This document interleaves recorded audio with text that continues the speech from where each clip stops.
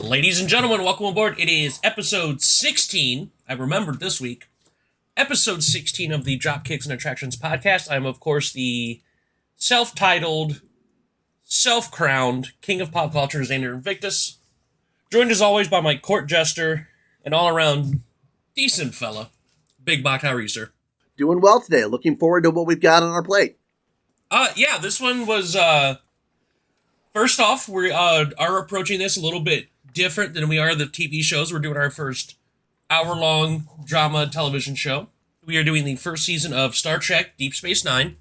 And we were approaching this as we were going to do the entire season, because as anybody that has listened to us knows, we're doing this by the seat of our pants. We basically started this with no idea what we're doing. Learning as we go. Exactly. And we realized the kind of research and deep dives that we like to give you guys, if we did that and did an entire season in one episode, you're looking at about a 4-hour episode. So what we're going to do is we're going through episodes 1 through 10 / 1 through 9, depending on how you watch it. And then in 2 weeks, we're going to give you the second half. Because the reason we say between 1 through 10 and 1 through 9 is the pilot episode was shown as a 2-hour movie. But also, post that, it's also been split up into 2 separate episodes. So we're going basically from Emissary to Move Along Home. Move Along Home, thank you. I brain fart. So, basically, we'll admit this. I am not the biggest sci-fi fan. I dabble, more so into Star Wars, but I dabble in science fiction. You're more the bigger science fiction fan of the two of us? Yeah, very much so. And I'm more into the high fantasy, your sword and sorcery, Lord of the Rings style stuff. That's more my avenue, which I'm sure we'll get to eventually on the show. Mm-hmm. I remember you and I have talked about this before offline, that I watched the first 2 iterations of Star Trek, and then Next Generation. Mm-hmm. I never really approached anything after that. I remember watching my parents had company over one night, and I was flipping through television. I found a random episode of a Star Trek show, and I could never remember which one it was. I just knew it was either Voyager or Deep Space Nine, which Voyager is going to be in a couple years. Right. And I realized it was only because I recognized Odo, because we'll get to the characters here in a little bit. Odo's very original looking, so it's hard to forget him. Yes. In doing the research for the show, that's when I realized I watched some random episode of Deep Space Nine. I couldn't tell you the episode, the season. It just had Odo in it, which was basically every episode. Gotcha. This one was a little different than other Star Treks, as opposed to being like on some sort of Starfleet ship. The majority of the series, I mean, they expanded on this occasionally, and then more so in the latter seasons, took place at a space station. The station is Deep Space Nine. The show is named for the station. Uh-huh. Deep Space Nine is in orbit around a planet called Bajor, which, as the series begins, has just thrown off a military occupation by the Cardassians, who are one of the many alien species in Star Trek. And the Bajoran Provisional Government has asked the Federation for help in kind of securing things as they're settling in. Exactly. The Cardassians are basically going to be our big bad evil guys for the majority of the series. Yes. They basically took what the Klingons were for Next Generation. And correct me if I'm wrong on this, because I'm going to acquiesce a lot to you because you have more knowledge of Star Trek in general than I do. Mm-hmm. The way the Klingons were portrayed in Next Generation are similar to how the Cardassians are in Deep Space Nine. Am I correct in that? That is actually not correct. Next Generation didn't really have a defined villain. The only really real villainy from the Klingons in Next Generation was the House of Duras. And we'll see a little bit of that in this series too. Okay, but anyways, this was the first series that had some sort of overarching, overall bad guy. I mean, they had other villains throughout the series, and we get a bunch of them in the first half here. But we'll see a lot of the Cardassians more so than most of the villainous races. Yeah, Deep Space Nine is the classic Trek that I'm the least familiar with, but I have seen bits and pieces of the later season. The eventual big bad is going to be the Dominion from the Gamma Quadrant. Okay. Which we'll get into the Gamma Quadrant here when we start doing the first episode. So I know there's dozens of characters, and a lot of them are recurring in Star Trek. Anybody that's watched Star Trek, especially like Next Generation, Deep Space Nine, Voyager, a lot of characters. Yeah, for a drama series, Star Trek is exceptionally dense. I know I use that word a lot, but it's really true. Yeah, but I think, at least from what I've seen in the first half, Deep Space Nine did a relatively good job of balancing it. Absolutely, they did. Because there was one episode in particular I did not like, and one episode was, I liked it better than most people did, but I guess it was more into the horror aspects, which I'm a fan of, which we'll get into when we get there. Mm-hmm. I can guess which one that is. Yeah, and it's the one prior to the one I didn't like. Mm-hmm. The characters are very well written. At least the main characters, and even like the side characters, and even the villains, for the most part, very well written characters, very fleshed out, three-dimensional, especially with the major characters and some of the higher recurring characters. Yes. Very well written, three-dimensional. There's growth. Even within the first 10 episodes, there's growth. I really appreciated it. And it's also worth remembering that even if you don't like a character, that doesn't mean they're not well written. Just because you don't like them doesn't mean they're bad. And that's going to really describe Gul Dukat going through the series. Yeah, like you realize, I hate him because of the bad guy, but he's also a well-written bad guy. And he's not just, I'm evil, grr. He's like, I'm not bad. I'm right. This is why I'm right. I wouldn't get, like, we want to use the, speaking of high fantasy, the D&D alignment chart. As of right now, just what we've seen so far, I see no chaotic evil. I agree with that assessment. We got the lawful evils. I would consider, what was the Cardassian's name again? Gul Dukat. I would consider him lawful evil. Like he would be something like a, comic book fans, like a Magneto. I think that's a good comparison. He's evil, but he has his own way. He has his own laws, his own way of doing things. He's obviously the villain, so he's going to do stuff evilly, I guess, for lack of a better term, but he has his own conscience, I guess, for lack of... Once again, I don't know Star Trek. He's an idealist in his own mind. Exactly. This was one of your choices for the show. Yes. So, let's go. We're going to go into the main Deep Space Nine characters. Mm-hmm. Obviously, the commander is Benjamin Sisko. He's the human, played by Avery Brooks. One of the other things I remember Avery Brooks from, there was a show in the 80s. Like, I grew up watching a lot of procedurals and stuff, which always, I guess that fed my obsession and why I wanted to be like an FBI agent or SWAT team as a kid. I like to watch a lot of cop shows, private detective shows. There was a show based off a series of novels called Spencer for Hire. Mm-hmm. And I don't know if you're familiar with this. I know you haven't watched near as much television as I have, or at least the stuff I watch. The name does not sound familiar.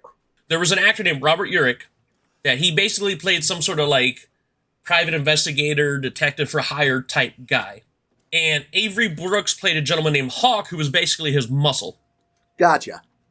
And he ended up having his own short spin-off. But basically, that's the only other thing I primarily remember him for was playing the main character's muscle in Spencer for Hire. I remember liking it. It was once again, it's hard for me to find a cop show, procedural, detective show I don't like. Right. Once again, a lot of these guys are three-dimensional, layered, well-written, and they hold their own. Like, even within the first 10 episodes, they do a lot to where, there's a wrestling term, kind of like, it's called get my shit in. Mm-hmm. Where you watch a match where everybody's able to come in, they do their stuff, the stuff that they're known for, everybody gets a chance to shine. Right. At least in the first 10 episodes, they do this. There's moments where some characters are the main character of the episode, or you see them primarily, or they're the ones that solve the problem. It's not like Sisko figures it out all the time because lol main character. Yes, it's very much an ensemble show. Yes. Okay, and then we get into the one that I remember from the one episode 20 some odd years ago. A head of security named Odo, who's a changeling who can shapeshift and he can become somewhat malleable. We'll see that very early in the first episode. Yes. Played by actor Rene, and I had to find a YouTube video to pronounce this right. Mm-hmm. He is played by the late Rene Auberjonois. I think the name is French, but I'm not sure. Oh yeah, but I imagine it was French, but I'm very bad at butchering names, so I had to find a YouTube video. His name is Rene Auberjonois, who did Broadway, movies, television shows, video games, like up until almost his passing. Yes. And I know you're thinking, Bach, Xander, wasn't he in some sort of obscure mid-'80s high school fight movie that was only released on VHS? I'm going to guess he was, based on how well you were leaning that. Yeah, because that's a question you seem to have when it comes to that sort of thing, right? That sounds like something you would say. Sure, why not? Yeah, absolutely. He was in a movie. He played the principal, because back in the 80s, there was a big trope, like a mini trope. It was only around for a very few years, where a lot of high school based movies like your class of 1984's High School High, where they took place in high school. There was usually gangs involved. There was also one called, it had Keanu Reeves in it, and it was Brotherhood of something. I just blanked me. It had Keanu Reeves in it too. A lot of like gang warfare type movies that took place in high school. Gotcha. Renee was in a movie called 315, as in the time, Moment of Truth. I remember watching this as a kid because you know me, I love obscure movies. Yeah. This is so little, like I've seen it once and I remember it, but it is so hard to find and obscure. It was never released on anything past VHS. Gotcha. And let me do a quick eBay search just to see if and when we can find it. While you were doing that, the Keanu Reeves movie was Brotherhood of Justice. I looked it up. Thank you. That's exactly the movie I was thinking of. And they were all like, not necessarily gang warfare, but it was a lot of like fights and bullies that end up like, yeah. It was a thing that it was like a short, like a mini trope that happened in the 80s. Gotcha. Oh, it was released on Blu-ray. Oh, really? Blu-ray, you're looking anywhere between $20 to $30, which now I need to find this. VHS, I'm looking at $20. Not bad. So yeah, it was never released on DVD. Thankfully, you got companies like Vinegar Syndrome, Severin, like those kind of companies. They start releasing these movies that are hard to find. Right. Like a lot of these movies that they were releasing, or like this is a company named Scorpion that released this. They would not have been, and they released them in like limited edition. Like this is not a wildly like, they make so many units. So kind of like what Limited Run Games does for video games? Very similar, yes. Like I have a 3 DVD set of a movie series that I think there was 4,000 copies of the box set made. Mm-hmm. Which in DVD's terms is not a lot. No, it really isn't. Like the city we live in has what, 10, 20,000 people? 15 to 20. So, okay, so we got that out of the way. And then we get our chief medical officer, Julian Bashir, played by Alexander Siddig. And you said you noticed something out of the character. Yeah, like you see him to start, he's very clearly 90s autistic. Yeah. And I don't think it was meant for that to be like a character trait because, especially in the first episode, he did that because he came in and you'll find out, he talks about this in one of the episodes, he graduated second from Starfleet Medical School. Right. He missed it by one question. So I said, we have different experiences. We're both neurodivergent, but our neurodivergency is different. Yes, absolutely. So I don't see what you see. So to me, I don't see him as the 90s autistic as much as more socially awkward because I don't think, and like I said, maybe we'll get into his background in the later seasons. I see me, for lack of a better way to put it, I see me as I was around probably that point in my adulthood. Sure. What I saw, and once again, this is, life experiences and, disabilities aside. Yes. What I saw from my aspect is I see him more socially awkward. Like, maybe they explain it in later seasons. I'm not sure because I only watched up to the first half. They will explain what his deal is. Okay. And I'm just going by, without spoiling it, I'm going by what I've seen so far. Right. Is that he is not necessarily autistic or some sort of learning disability or savant. I see it more as he was socially awkward, not a lot of life experiences. He seems very privileged, and I think it might just be the accent. Yeah, privileged, I think naive would be a good word too. Naive, sure, but this is like he took this job because he didn't want a cushy job. He was offered a cushy job, and he didn't take it. He wanted something different, so this was different in aspect. He had no idea what was going on. But you'll see that he does end up, very often, even in the first episode, he steps up. Yes, he does, absolutely. And I noticed that as somebody like I was a medic in the military myself. And that's something that, that's something you're not taught, as in like when there is a crisis. They don't teach you how to step up like he did. Gotcha. Speaking of things that you may see portrayed as autistic, we come up to Jadzia Dax, who's our chief science officer, who is played by Terry Farrell, who is a Trill. Yes. And would you like to go into a short description of what a Trill is? Because I didn't recognize these until Deep Space Nine. Yeah, Deep Space Nine is where the Trills really get fleshed out. There's two components. There's a humanoid, and then there's a symbiont, kind of a slug that lives with them. The symbiont passes from host to host as it lives, and Jadzia in particular is the Dax symbiont's 8th host. And the part that I found interesting, and there was one thing, Star Trek's always been progressive in things like race and gender, and in this case, gender identity. Yes. As far back as the original episode, because the original episode, Uhura and Kirk had the first interracial kiss on television. Yes, I remember. I haven't seen that episode, but I remember reading about it. I've seen the clip, and the funny thing is they were the TV studios were like, no, we can't have this because, God forbid. Right. So what they did when they wrote the episode and they filmed it, they had something else that was so ridiculous. And I don't know what the situation was, what the other thing they filmed was.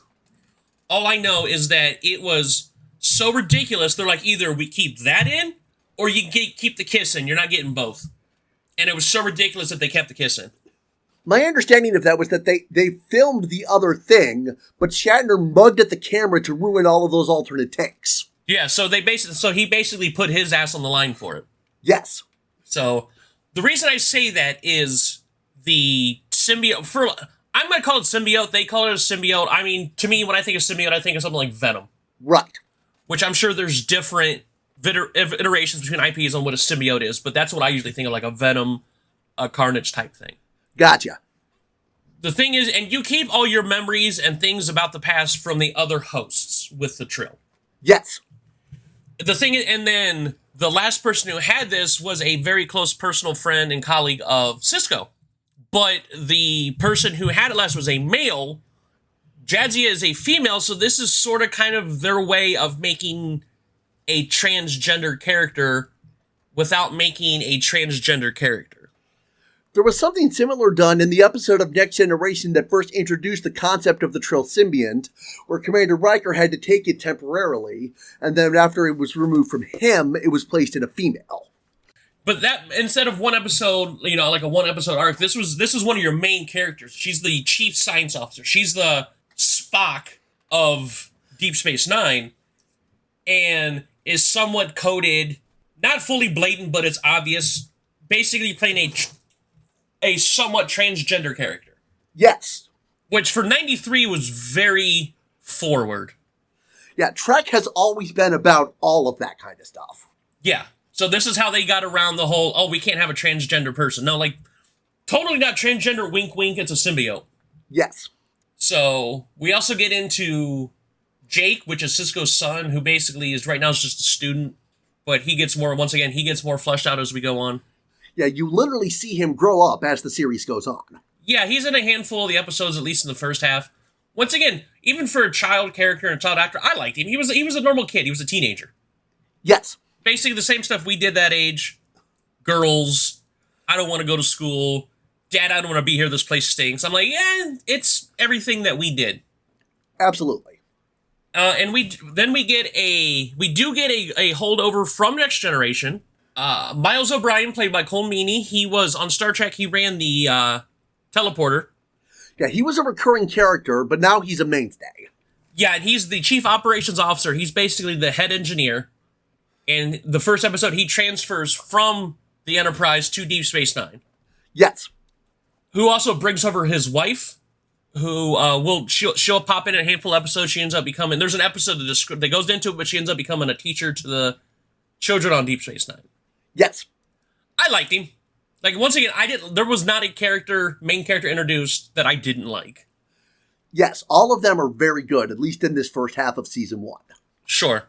And then we get into not one of my favorite characters, but one half of my favorite duos in Deep Space Nine. Quark. He is a Ferengi that runs a bar. He runs one of the main hangout hub in the Promenade, which is kind of like their shopping and dining recreation area. It's basically a mall. Basically. And he runs the bar there. Played by a gentleman named Armin Shimmerman, who I recognize as the second principal in Buffy the Vampire Slayer. I haven't seen Buffy, so I would not have made that connection. The first principal died in the first, was it episode 4 or 5? It had to do with being possessed by a spirit of hyenas, and the kids ate him, and it's a whole thing. Mm-hmm. But he played the principal. And therefore, the kind of like the latter seasons of Deep Space Nine and the first couple seasons of Buffy interloped. So he was playing both characters at the same time. Cool.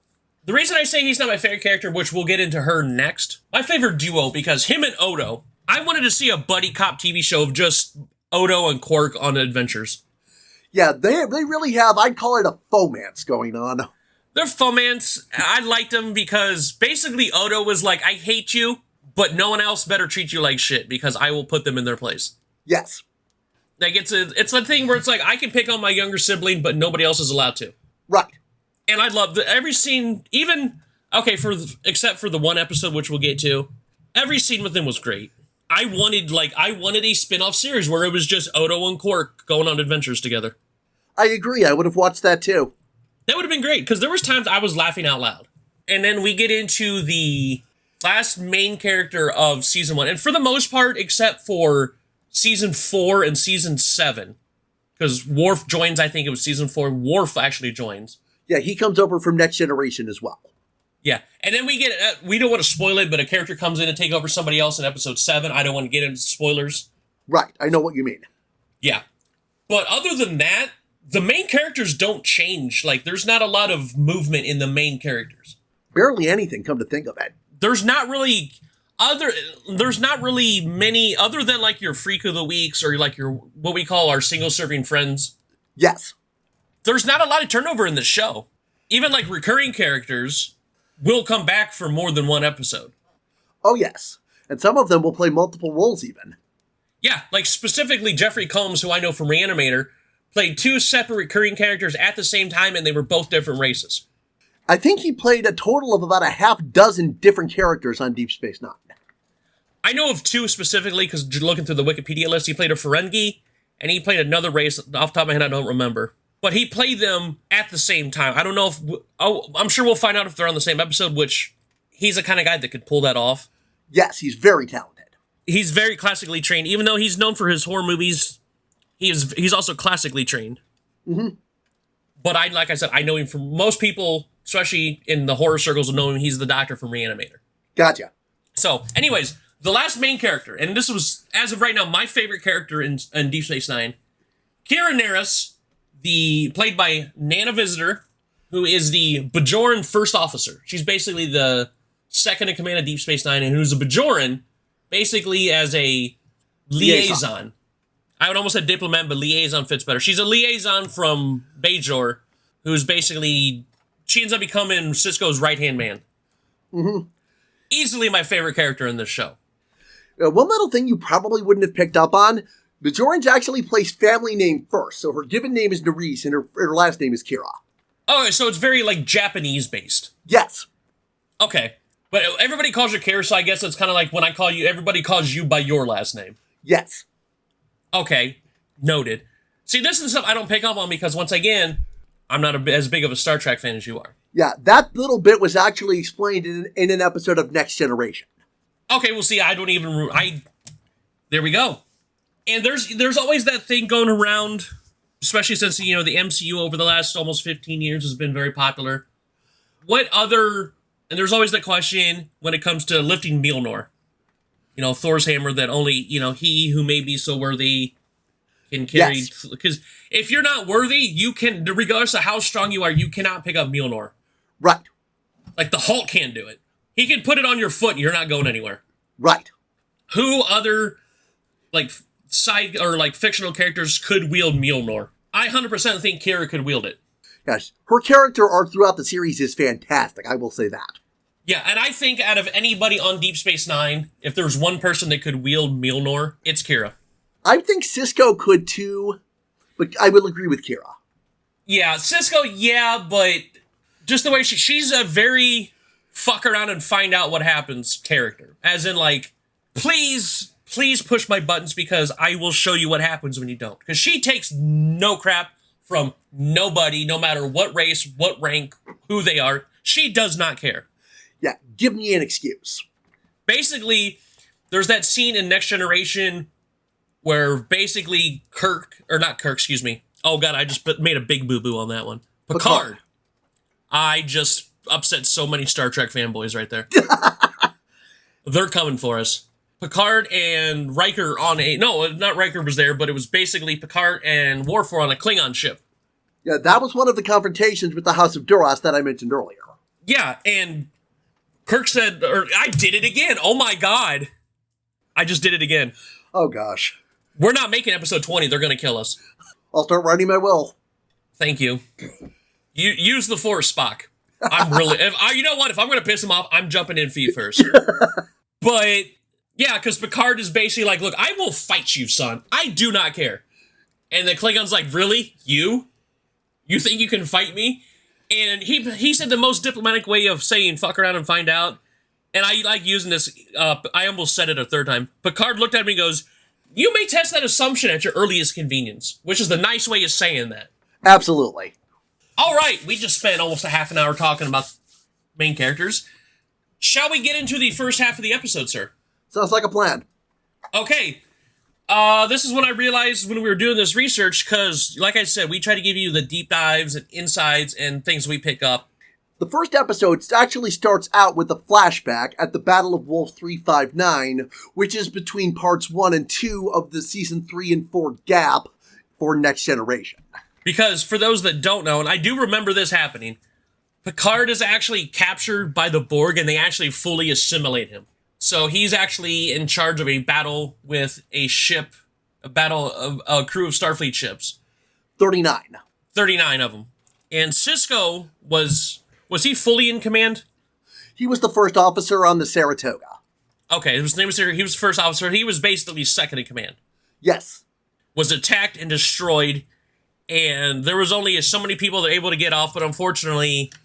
His wife did not make it, so they had to leave the ship with her because she had already passed away and he was not able to save her. Correct. Sisko and his son were able to escape. Some people were escaped before the ship blew up. Yes. So 3 years later, we see that Sisko was talking to Jake on Jake's fishing on a river, which we find out to be just a holodeck. Mm-hmm.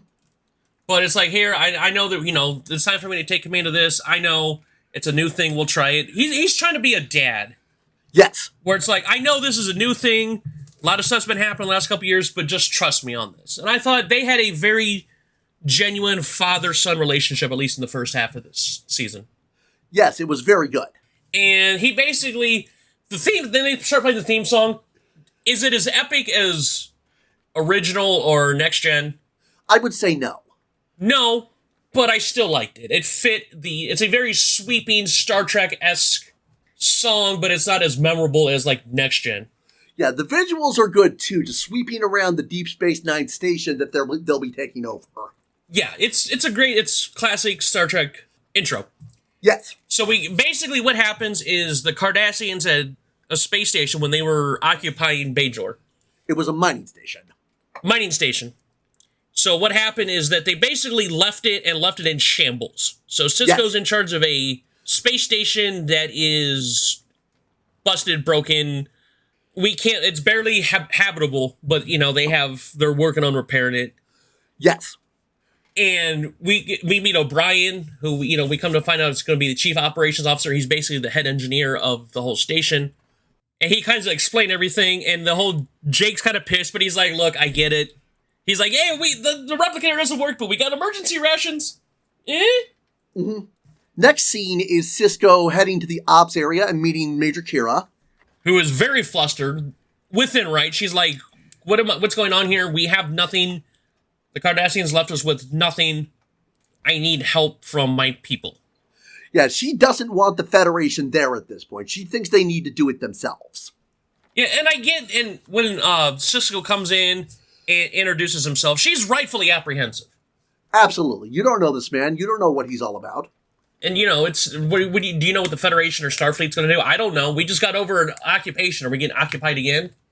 Yes, and that's exactly what she thinks is going to happen.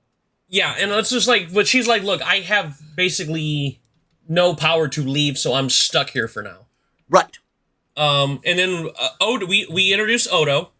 Yeah, there's a scene on the promenade where a young Ferengi named Nog and a Markelian looter are looting, and that's where Odo comes in. Yep, we meet Odo, who meets Cisco, and Nog is actually the nephew of Quark, the Ferengi that runs the bar. Yes. And we find out later on in the series that Nog actually becomes the first Ferengi accepted into Starfleet. Yes. Nog's character arc is another very good one that runs pretty much the whole series. Yeah, and the reason I say this is the actor who played Nog. Let me pull his name up real quick. Aaron Eisenberg. Aaron Eisenberg passed away in 2019. It's very sad. Very sad. It was kidney failure. It was heart failure, and he was only 50 years old. Yeah, just heartbreaking. But the reason I bring this up, not only with Nog being the first Ferengi into Starfleet, and they actually cover PTSD and that sort of thing in a later season, which we'll cover that. Yes. There was an episode on the Star Trek Discovery, the one that's on Paramount. Mm-hmm.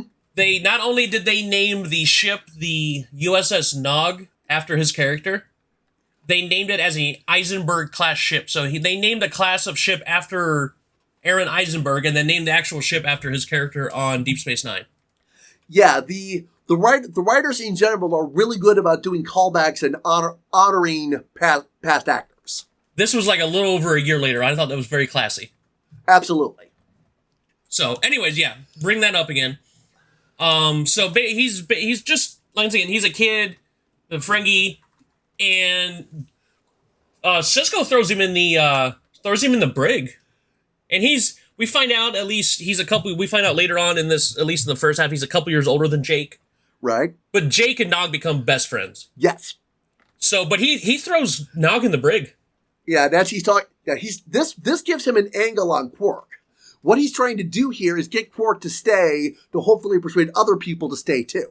Yeah, I like Cisco. He's clever. He's like, he knew exactly what he was doing the moment he threw Nog in the brig. He knew exactly why he did that. This was not a random thing. Yeah, Cisco had a plan. Yeah. So speaking of which, he actually beams over to the Enterprise and has a very, very tense meeting with Picard, because he reminds Picard how they know each other. Yes, Picard was on the Borg cube at Wolf 359, and Cisco basically holds him responsible for his wife's death. To be fair, Picard kind of was. Not that he had any option. He had no control. He had no control, but he kind of was responsible. Right. And he's basically like, we brought you over there to take over Deep Space Nine. Cisco's like, yeah, I don't want it. I'm out.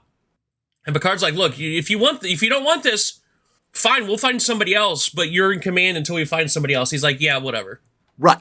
Another reason Cisco's over there, he wants to help because the Bajorans Picard wants the Bajorans to join the Federation. Now, Bajor has applied for membership at this point. Cisco's job is to help expedite the process. Yeah. And he's actually considering just straight up retiring from Starfleet. Right, and that's where he says, until I'm reassigned, I'll do my job, sir. Yeah. And then this is the moment where he talks to Quark, and he's got a smirk on his face where he's like, look, hey, you help us. Either you help us, bring the Promenade up to its former glory, or... Yeah, we got that a little out of order. Yeah, which is fine. Mm-hmm. Or it's like, either you help us or Nox stayed in jail. Right. So you see Kira a little bit later, and they're showing her that she's helping try to remove some rubble to try to get everything up and going again. Cisco goes down there to help her, because he's there to try to show her, like, look, I know things are kind of hairy, but I'm actually legitimately here to help. But she's still apprehensive. Yeah, he's leading by example. Yeah, he's a very lead by... You notice that with a lot... I can't say much for Janeway because, once again, I've never seen Voyager. Mm-hmm. At least the first 3 series of Star Trek are very lead by example captains. Yes. They'll go in the front line and they don't care. And she, once again, still apprehensive. Like, she's not gonna... She doesn't, just flip one scene. She's like, okay, we're besties now. Like, no, they take their time with development in the show. It's very overarching stuff. I don't know if the whole character arcs were planned for the 7-season run, but regardless, they're done very well. Yeah. So Cisco travels down to Bajor himself to meet with a spiritual leader named Kai. Kai is her title. Her name is Opaka. Oh, thank you. Basically, I had trouble trying to figure this out. Could you explain basically what they tell who Cisco ends up becoming? Cisco will eventually become the emissary of the prophets, who are the religious figures the Bajorans believe in. So he would become some sort of god to them. He's more like Jesus. He's the emissary of the prophets to the Bajorans. Okay. So he's basically, yeah, like you said, he's gonna become Jesus. Pretty much. He's destined to be Jesus. He's space Jesus. Yes. And we find out, and because they do a lot of stuff with him, especially in his mind, trying to show him what's, his path. And you see that he still has trouble letting go of his wife's death. He not only does he hold Picard responsible, he holds himself responsible because he had to let her stay on the ship. She was already dead when the person who was with him scanned her, but obviously that wouldn't give you much comfort. No. But so the fact that he tried to take her anyways, and he couldn't get to her, obviously he's going to feel responsible for that. Yeah, he had to leave her body. Yeah. So he comes back from that, and he's like, so far, Quark fulfilled his promise. The promenade very quickly gets up and going very quickly.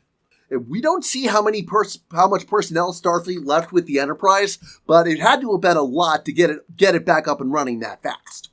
Yeah, and I'm sure they used some of the other races that end up using Deep Space Nine. I'm sure Quark made some deals. Mm-hmm. This is also where we meet Jadzia Dax and Dr. Bashir. There's this orb, and I kind of likened it to this. Another thing I'm going to acquiesce to you. They reminded me of the Dragon Balls. They don't have power like the Dragon Balls. Like, granting visions is about the most they do as far as I'm aware. But the idea was that they gave one to Sisko, but the Cardassians have the rest. Yes, the other 8 at this point, I believe it is. Yeah.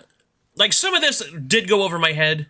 And now, is there something that happens if someone gets in possession of every orb? Not that I'm aware of. Okay. They're just religious artifacts at this point.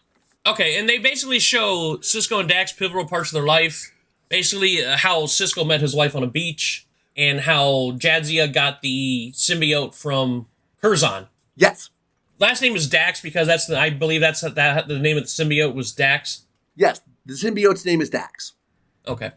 So, and then there's also a nice moment on the Energizer, or not I say Energizer, but like the transporter room about O'Brien saying goodbye to Picard. Yeah, he's been a recurring character on Next Generation for its entire run to this point. Yeah, and Next Generation was still going on when the show was going. I think they still had a couple seasons left. Yes, and you will see the timelines overlap between the two shows. Which I kind of like continuity like that. Yes. Things that happen in Deep Space Nine will affect Next Generation and vice versa. Yeah, and this was a very nice scene between both characters, where basically Picard's relieving him of his duties, so he goes on to a bigger position on Deep Space Nine. Yes. And I also like the first meeting between Sisko and Dukat. Dukat, thank you. Where basically, it's the way I put it in my notes, it's the difference between good prick and bad prick. Can you elaborate on that? Well, it's very good cop, bad cop, but neither one of them's doing like any kind of cop thing. Where it's like they're both assholes. Sisko is kind of a prick when he needs to be, but not to his people. But he's a prick when he needs to be for the greater good. He puts on a good face. Kind of like the needs of the many outweigh the needs of the few. Yes, I'll agree with that. That's where I got the idea of good prick, bad prick, because is it Dukat? Dukat. There's Dukat. I swear to God, we're gonna get strung up. Like I said, I'll start writing my will. Thank you. Dukat is very much an asshole. Absolutely.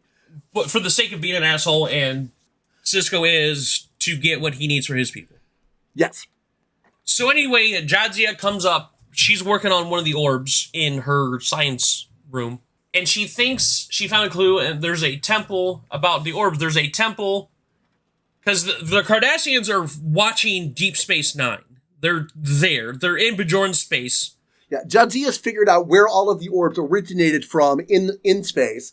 It's called the Denorius Belt. It's a charged plasma field. And they want to go investigate it without tipping off the Cardassians what they're doing. Yeah, because the Cardassians are watching. They're in Bajoran space, eyes on the ship. So they would know if a ship left Deep Space Nine. Yeah, they are availing themselves of the facilities as well.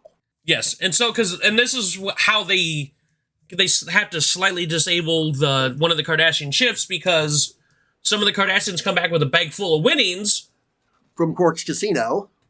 It was not a bag, though. No, it was not. What was it? It was Odo. It was Odo, And I like that at least in the first handful of episodes, they don't overdo that he can change into anything. Absolutely they don't. They knew when to use it and when to let it slide. And here's the thing, when you see certain scenes, you realize, oh, we're focusing on that object. So we know it's going to be Odo, but it's not like Odo changes into something every week. I think he happened, 3 times in the first half? I think that's right. And then that's how he got onto the ship, and he's able to help disable the ship slightly so Jadzia and Cisco can try to find this plasma field, but they're swallowed up by a wormhole. Oh, yeah. And which becomes, and we'll find out by the end of the episode, it becomes a very big part of the show. This is a very big part of the show. As they come out of the wormhole on the other side, they realize they've just gone 70,000 light years all the way to what's been mapped as the Gamma Quadrant. Yeah, so they're nowhere near close. Yeah, they realize this is probably how the orbs came to Bajor, and that this wormhole might actually be stable. Like, its endpoints don't shift. That's never been seen before. And you said how many light years? 70,000. So, for those that don't know, light years is not a unit of time, it's a unit of distance. Yes, literally the distance light travels in a year. So I use the, of course, light year mile conversion because, of course, I did. Right. 70,000 light years away is 4.11504 E plus 17 miles away. So yeah, that's from 4.5 with about 17, I believe it's 20 extra zeros. Miles away. So they're nowhere near close to the Deep Space Nine. Right. They head back through the wormhole, and then they start losing power, and then they land on something. They land, and it's very desolate, lightning bolts and peaks and craters. However, that's what Cisco sees. Jadzia sees this very idyllic fields and trees, and she's like, this is beautiful. And he's like, are you nuts? Yeah, they look around for a little bit, and then they see what looks like another orb. And it's weird because it zaps Cisco and then absorbs, beams up Jadzia. Yes. And then this is where Cisco goes more into more of the backtracking into talking about, seeing his wife again. Yeah, he's communicating with the aliens that live in the wormhole. They start a rescue party up, but Odo decides to join it because we find out that's where Odo was found on the Denarios belt, yeah. And it's weird because the way they're trying to explain it, because the aliens have no idea about corporeal or lineal existence, so he's trying to explain to them how, basically, to paraphrase Doctor Who, wibbly-wobbly, timey-wimey stuff.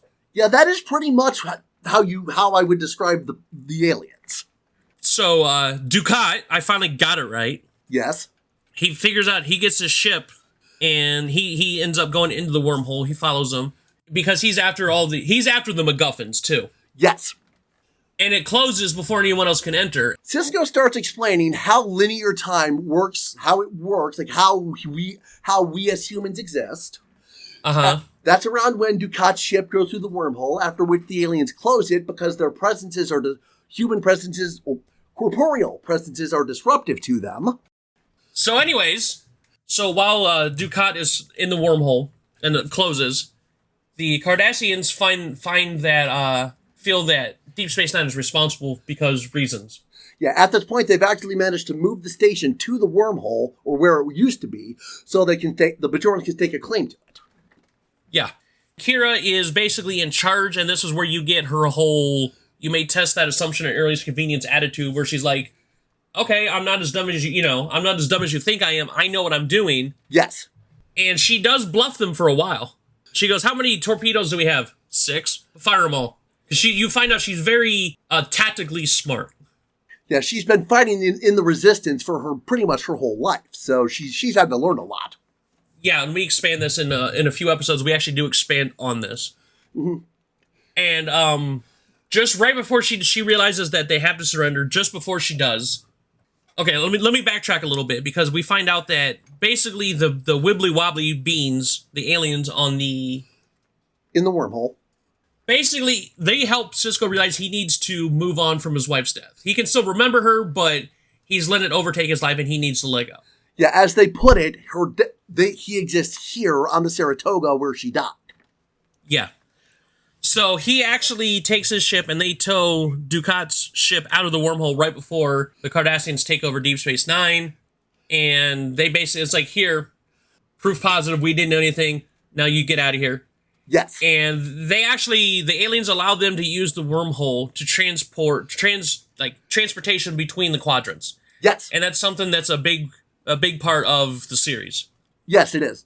Some of this will be exploring the Gamma Quadrant, like as the series goes on.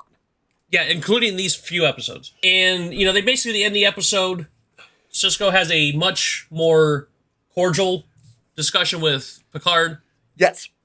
That he decides he's going to stay on board in command. He's going to help them try to convince the Bajorans to join the Federation. And that's where the show, I almost said series, show ends.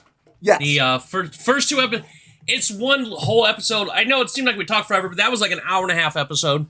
Yeah. Basically as long as some of our movies. So we're going to go into the difference between production and release order, because where did you watch this? I watched on Paramount Plus.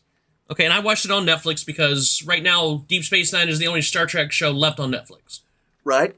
Which you can also find it on Paramount. You can actually find everything Star Trek, including the animated series from the 70s, on Paramount Plus. Mm-hmm. Because CBS, and they own all the rights to Star Trek and this, that, and the other. A lot of times, and I know especially around the 2000s, Fox was really bad at this. There's a production order, as in the order that the episodes were produced, and then there was also release order, because for some reason, sometimes studios or networks would not release the episodes in the order they were made. Right. And this would be a bad thing because there would be continuity errors, or wait, why is this character there? They're not in the show anymore, or they died. Why are they in this episode now? And that was one of the things that helped ruin Firefly. Mm-hmm. And there was a lot of other shows. Fox was really bad about doing that. They would just basically show episodes whenever. A big example of that was Futurama. Toward the end of its run, it was getting preempted by baseball so much that they actually had a whole season left of unaired episodes after they were done making them. Yeah. So this is where we run into this, and I don't like it. We'll figure out more if this happens more as we go on, but this is the only example of it in season 1, fortunately. Yeah. So we're going to go into the production order, not the release order. Now, Netflix is release order, but you said Paramount is production order? No, other way around. Okay. Release order. Netflix released episode 4 before episode 3, which is how it was shown on TV. Yes. So we're going in production order, which is how it was on Paramount. No, Paramount was release order.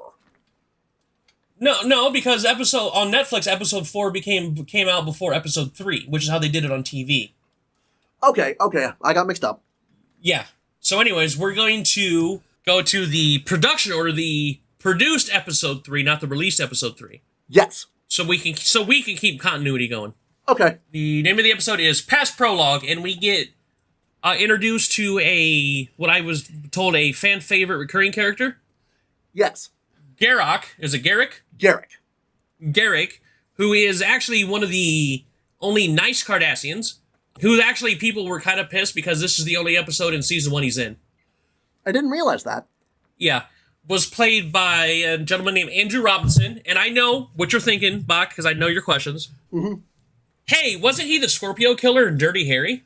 Really now? Yeah, because you asked me that the other day. Oh, you're right, I did. 100% true. And yes, he was the Scorpio killer in Dirty Harry. And I know, I'm not that big of a horror fan, and you're a much more bigger horror fan than I am.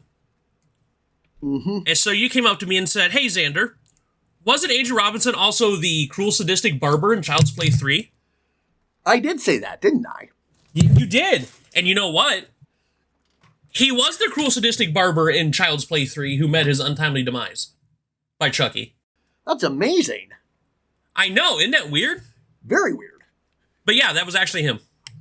With a very crew cut, high and tight crew cut. Mm-hmm. But he plays Garak, who is... People think that he's left on board to become a spy, but he's basically a tailor. Yes. And he comes across as I would say... Now, Andrew Robinson says no, but you notice that he comes off as a very homosexual, bisexual, but not in a bad way or not in a comically, we're going to make fun of him because he's like fabulous. Like, no, he wasn't. He wasn't a stereotype homosexual coded character. He was written, acted, everything very well. Very well, very respectful of that culture. Andrew Robinson would go on to say, yeah, people could see, maybe he's a bisexual, homosexual. And it wasn't played for laughs. That was just, oh, he happens to be not straight. Yes. That was just part of the thing. He's part of the Alphabet Mafia, but it's never really used against him, and it's not played for laughs. He just happens to be, the way Andrew Robinson puts it, he's omnisexual. Yes. Which there's also another popular modern science fiction character that is considered omnisexual. And I believe you mentioned that was Jack Harkness from Torchwood, correct? Torchwood, and he did Doctor Who and Torchwood. He's considered omnisexual. Right. Yeah, so it's like the same thing. It's basically any race, any gender, any race, they'll have affection for. Right. It's basically pansexual, but also including species from other planets, basically. Yes. That's basically a very extended version of pansexual is what omnisexual is. Right. I liked him. I thought Garrick was awesome. Garrick becomes an amazing character as the series goes on. Bashir is in the promenade, and he interrupts him, and he's like, hello. He's like, you find out that he's the tailor on board. He's like, look, if you need a new suit, come see me. I will make you look great. And Bashir, bless his heart, tries to be nice, but he has no idea how to approach it. Yeah, the social awkwardness here is kind of what got me thinking Bashir was autistic, just the way he responded. Like, it reminded me of myself again. Yeah. But once again, it was played for laughs in the sense that Bashir was awkward. Yes. And he wasn't being cruel or rude. He was just like, what do I do here? Yeah, thank you. So Cisco's on the deck, the main deck, and he finds out that a Cardassian ship is attacking a Bajoran ship in Bajoran space. Mm-hmm. And this is where we get into the extension of Kira's background as an underground resistance fighter, because they transport the Bajoran onto the ship named Tanalos. He requests political asylum immediately, and he does recognize Kira. And she recognizes him back. And the Cardassians say that they demand that he is turned over because the Bajoran is a known criminal. Right. And Kira reveals, yeah, he's part of the underground, but he's also a known terrorist. Yeah, like, he was an extremist even by the standards of the resistance. Yeah. And Cisco has yet to decide on the asylum. He hasn't decided yet. So yeah, he's stalling with the diplomacy and procedure as much as he can. Yeah, because O'Brien tells him just how cruel Cardassians can be with, like, prison and torture. So he hasn't decided yet, but he's like, look, we'll figure this out later. I'll figure it out soon. Yes. Kira does go behind Cisco's back a little bit, because you can see how she's still not only a Bajoran by race, like, she puts her planet first. And then she tells Tana she's going to do whatever she can to keep him from the Cardassians. Right. And the leader keeps wanting Cisco to turn it over, but Cisco's like, you know what? Temporary asylum until we figure this stuff out. Right. And there was a really interesting discussion between Kira and Tana about resistant fighters, and are you a fighter anymore, or did you sell out? And it's kind of that discussion about one man's terrorist as another man's freedom fighter. Mm-hmm. Like, there's a lot of very interesting, open-ended conversations on this show about issues. Yeah. Where they don't really take a side much, but here's one side, here's the other side, you make your decision. Yeah, Kira at this point thinks they need the Federation to back them up until they can establish a better presence through the wormhole. Tana wants everyone to just go the hell away. Yeah. After this happens, Odo is called out to the promenade. He has an office somewhere off of the promenade somewhere, but he goes out there because there are two Klingons that are refusing to give up their weapons. There's two female Klingons that are refusing to give up their weapons. These are Lursa and Bator of the House of Duras. They're recurring antagonists in Next Generation, as well as the first new Next Generation movie, which is just Generations. Which I've seen 2 Star Trek movies ever. Mm-hmm. And that was Wrath of Khan, because of course I have. That's one. And then The Undiscovered Country, which was part 5. No, that was part 6. Oh, part 6. Well, it was only because it was on HBO one day, and I was like, I'm bored, I'll watch this. I know Kirk. And it wasn't bad. There was always that joke that all the even number Star Trek movies were good and all the odd ones were not. And it kind of was true, from what I was told. But anyways, there's this funny scene where Garrick is talking to Bashir, and he's like, you know what? You need to go get a suit. You need to come get a suit at 1955. Really, you should come get a suit at this exact time. Yeah. Bashir's like, no, I'm good, thank you. No. Garrick's like, no, you need to come here at this time to get a new suit. Yeah, it was actually 2055. 2055, but it was like, Garrick is like, no, come here at this time so I can fit you for a new suit. Yeah, it takes Bashir a while to finally catch on. And this was funny. He's like, I don't even think he caught on. He's just like, okay. Because then they go in a little bit later where he's talking to Cisco, and he's like, Garrick, you know that tailor, that Kardashian tailor, he really wants me to buy a suit at 20:55 hours, and I don't know what to do. Like, I don't know what he wants. And Cisco's like, just go. See what he wants. Because what happens is the Klingons think just because Garrick's Cardassian, he's a spy, so you know what, he's going to play along. Right. Because they want to set up a meeting with Tana. The Klingons set up a meeting with Tana. Odo sees this in disguise. Yep, I forget what was he disguised as? A rat. Yes, next we have Julian arriving just a little late, so Garrick gets him the suit to try on, puts him in a changing booth, and then in come the Duras sisters.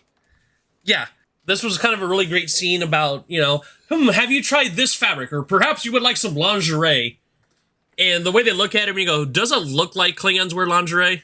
Indeed. Like, it's a very fun, Garrick had some of the funniest scenes in this, and they weren't funny for the lack of haha. It was just the interaction that he's a tailor, they think he's a spy, so he's going to pretend to be a spy even though he's a tailor. Right.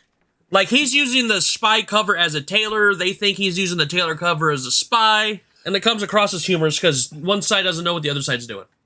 Yeah. And they find out that, basically, Tana is making a deal with the Klingons because he's trying to get parts for a bomb. Yeah, he was fleeing from the Cardassians with one of those parts when the episode started. Yeah, and then the Klingons had the other stuff that he needed to make sure the bomb was complete. So they were going to set up a deal here, and basically Starfleet got caught in the middle. Yes. Kira is actually on the transport with with Tana. She's on the transport when she realizes that what he's doing, because what they're going to do is the idea is he wants to use the bomb to collapse the wormhole. Right, no more wormhole, no more Federation interest. Yeah, and it's because he sees them as more of occupying it again. Yeah, he just wants Bajor for Bajorans. Yeah, and this is where Cisco actually has to work with the Cardassians to stop this, because this is in one of those weird times where it's in Starfleet and Cardassians' best interest to stop this. Right. So they basically call it truce for as long as this gives up. Right. They have a scuffle on the ship. Kira's actually able to detonate it safely in a separate quadrant. It goes through the wormhole. She gets rid of the bomb in a separate quadrant, so the wormhole's not collapsed. Yes. And Cisco basically tells Tana, either you surrender to me or you surrender to the Cardassians. That's it. That's your only options. Mm-hmm. And he chooses Starfleet, and that's basically where the episode ends. Kira says to Tana that the old ways don't work anymore, and he just calls her a traitor. Basically. That's the episode. Yeah, but no, it's basically like that's the whole discussion is like, at what point, are you a sellout for asking for outside help for your situation? Right. It was a good episode. Like, the first hand of full episodes were really good. Actually, up until episode 9, these were all good episodes. You said there was only one you didn't care for. For me, it's the same one. But again, we'll get to that. Yeah. And so we go into what is produced episode number 4. It's called A Man Alone. And you find out that Julian, or Dr. Bashir, has a crush on Jadzia. And I don't think he's being creepy about it. He's just very forward, a little too forward. Yes. And we also get the Deep Space Nine debut of Kiko. This is O'Brien's wife. She was a recurring character on Next Generation for a little bit. She's a recurring character here, more episodes, but I think she comes on like a couple episodes a season, basically. Mm-hmm. And she is a exobotanist, and she's basically having an argument. The idea is that she's having an argument throughout the episode. She has an argument with O'Brien because she's like, look, I'm a botanist by trade and by training. what is a botanist going to do on Deep Space Nine? Right. And he wants to support her, but he's like, he doesn't know what to do, but he does support her, as her job. Yes. But this was a huge promotion for him to take. So they're trying to find the middle ground. Yeah. So you see Odo basically explain why he's single, and it's actually kind of funny scene. Mm-hmm. He's actually talking to Quark. This is where we really start seeing that whole Quark-Odo chemistry. Yeah, those two had amazing chemistry. Yeah. Sisko's having dinner with Jadzia, and they're talking about all the different ways you can have the foods that she was trying to order. And he said rolloped. And I was like, I like to think that I'm not nowhere professional level cook, but I know a thing or two about a thing or two. And I was like, I've never heard of rolloped before. Mm-hmm. Asna was the food. The what? I'm sorry? The food was called Asna. Asna. You got steamed Asna. And he's like, you can have steamed rolloped. And I'm like, I've never heard of rolloped. Is this some sort of super fancy way to prepare food that, only chefs know? Yeah, rollop's not a real word. Yeah, Star Trek was always fast and loose with vocabulary like that. Technobabble. Yes. But basically, I looked it up. Basically, there's a writing technique where you throw in a word like that, where it's like steamed, baked, fried, rolloped, fricasseed, to where that sounds like it would fit in the list, but it's a fake word. Right. Odo is talking to Quark. He sees somebody that he doesn't like, and he goes up to the guy, tries to throw him out. They get into a scuffle, and Sisko has to break it up. Yeah, Odo tells this person that he has to get off the station. Yeah, and this is where you also see that, around this time, you also see that Jake and Nog meet for the first time. Mm-hmm. And basically, because Sisko says, you can't just throw out random people just because you don't like them. They have to do something first. Right, so Odo explains who this person is. Yeah, he's a man named Ibudan, who ran black market medical goods, and at one point, because these parents could not afford the supplies, their child died. Right, so Odo hates this guy. Odo hates the guy. He was able to get him sent to jail, but Sisko's like, look, he served his sentence, he did his time. You can't make him leave just because he's back, even though he did stuff wrong in the past. He's already served his time. Right. Odo doesn't like this, because he knows there's something up with this guy. Mm-hmm. And we notice that he is, Ibudan is getting a massage in one of the holosuites. Right. You see a gloved hand stab and kill Ibudan in the holosuite. Right. Which is where this is kind of neat, because you get into that classic locked room mystery. Yeah. Because you find out that Ibudan was the only one that could unlock that holosuite because he was using it, so no one else could have got in but him, but yet he was stabbed. Right. They need to figure this out, because we now have a murder on Deep Space Nine. And then we also see Keiko's walking around. She's, like I said, she's still kind of forlorn. She has no idea what to do while she's there. And she sees Nog and Jake get into trouble again. Like harmless little pranks, but they're kind of like, they have nothing to do on the ship or on the station. They have nothing to do. So she talks to Miles, Ryan, and she realizes what Deep Space Nine needs is a school. And she really wants to do this because not only is she going to help all the different kids on the thing, she's going to teach them. It gives her something to do. It gives her something fulfilling to do as well while she's here. Right. Her setting this up is basically the episode's B-plot. Yeah. So we go back to the whole locked room murder mystery that we find out Ibudan spoke to someone prior to his death, and then he said that he was scared of Odo. Right. But it was weird, they found no new DNA in the holosuite but Ibudan's. Right. So while they're talking about this, we go back to Sisko talking about the school. He likes the idea of the school, and he's like, you know what, you have my blessing, we'll do what we can. I can't promise you that anybody's going to join. He's like, Jake will be there. Right. He's like, I'll make sure Jake's there. But he can't guarantee, or we can't force the other parents to have their kids join, and you can't guarantee that anybody else is going to be there. No promises, but it's not likely. Right, right. And he also doesn't like that Nog, as of right now, seems some sort of a bad influence on Jake, so he doesn't want him to hang out anymore, which obviously does not turn out that way. Obviously not. And this is where I realized that there's a good relationship between Quark and Odo, is that there's a lot of detractors on Odo saying, oh, he killed him, he murdered, there's no one else. Quark actually sticks up for Odo. Yeah. And this is actually kind of surprising. I'm surprised. Quark has a lot of respect for Odo, even if he would never admit it. Yeah. They're doing tests, Bashir's doing tests in Ibudan's room, and he finds a container of some sort of weird medical experiment, which Ibudan was nothing in like the medical field as in like experiment or a scientist. while they're doing this, he realizes because of conflict of interest, Cisco actually has to relieve Odo of his duty because he can't be investigating his own. He's the prime suspect in the murder, so he can't investigate the case where he's the prime subject. So Cisco has to relieve Odo of his duty. Yeah, Odo is obviously not happy with that, but yeah, he says to Cisco, "I'd be surprised if some part of you didn't think I did do it." Yeah.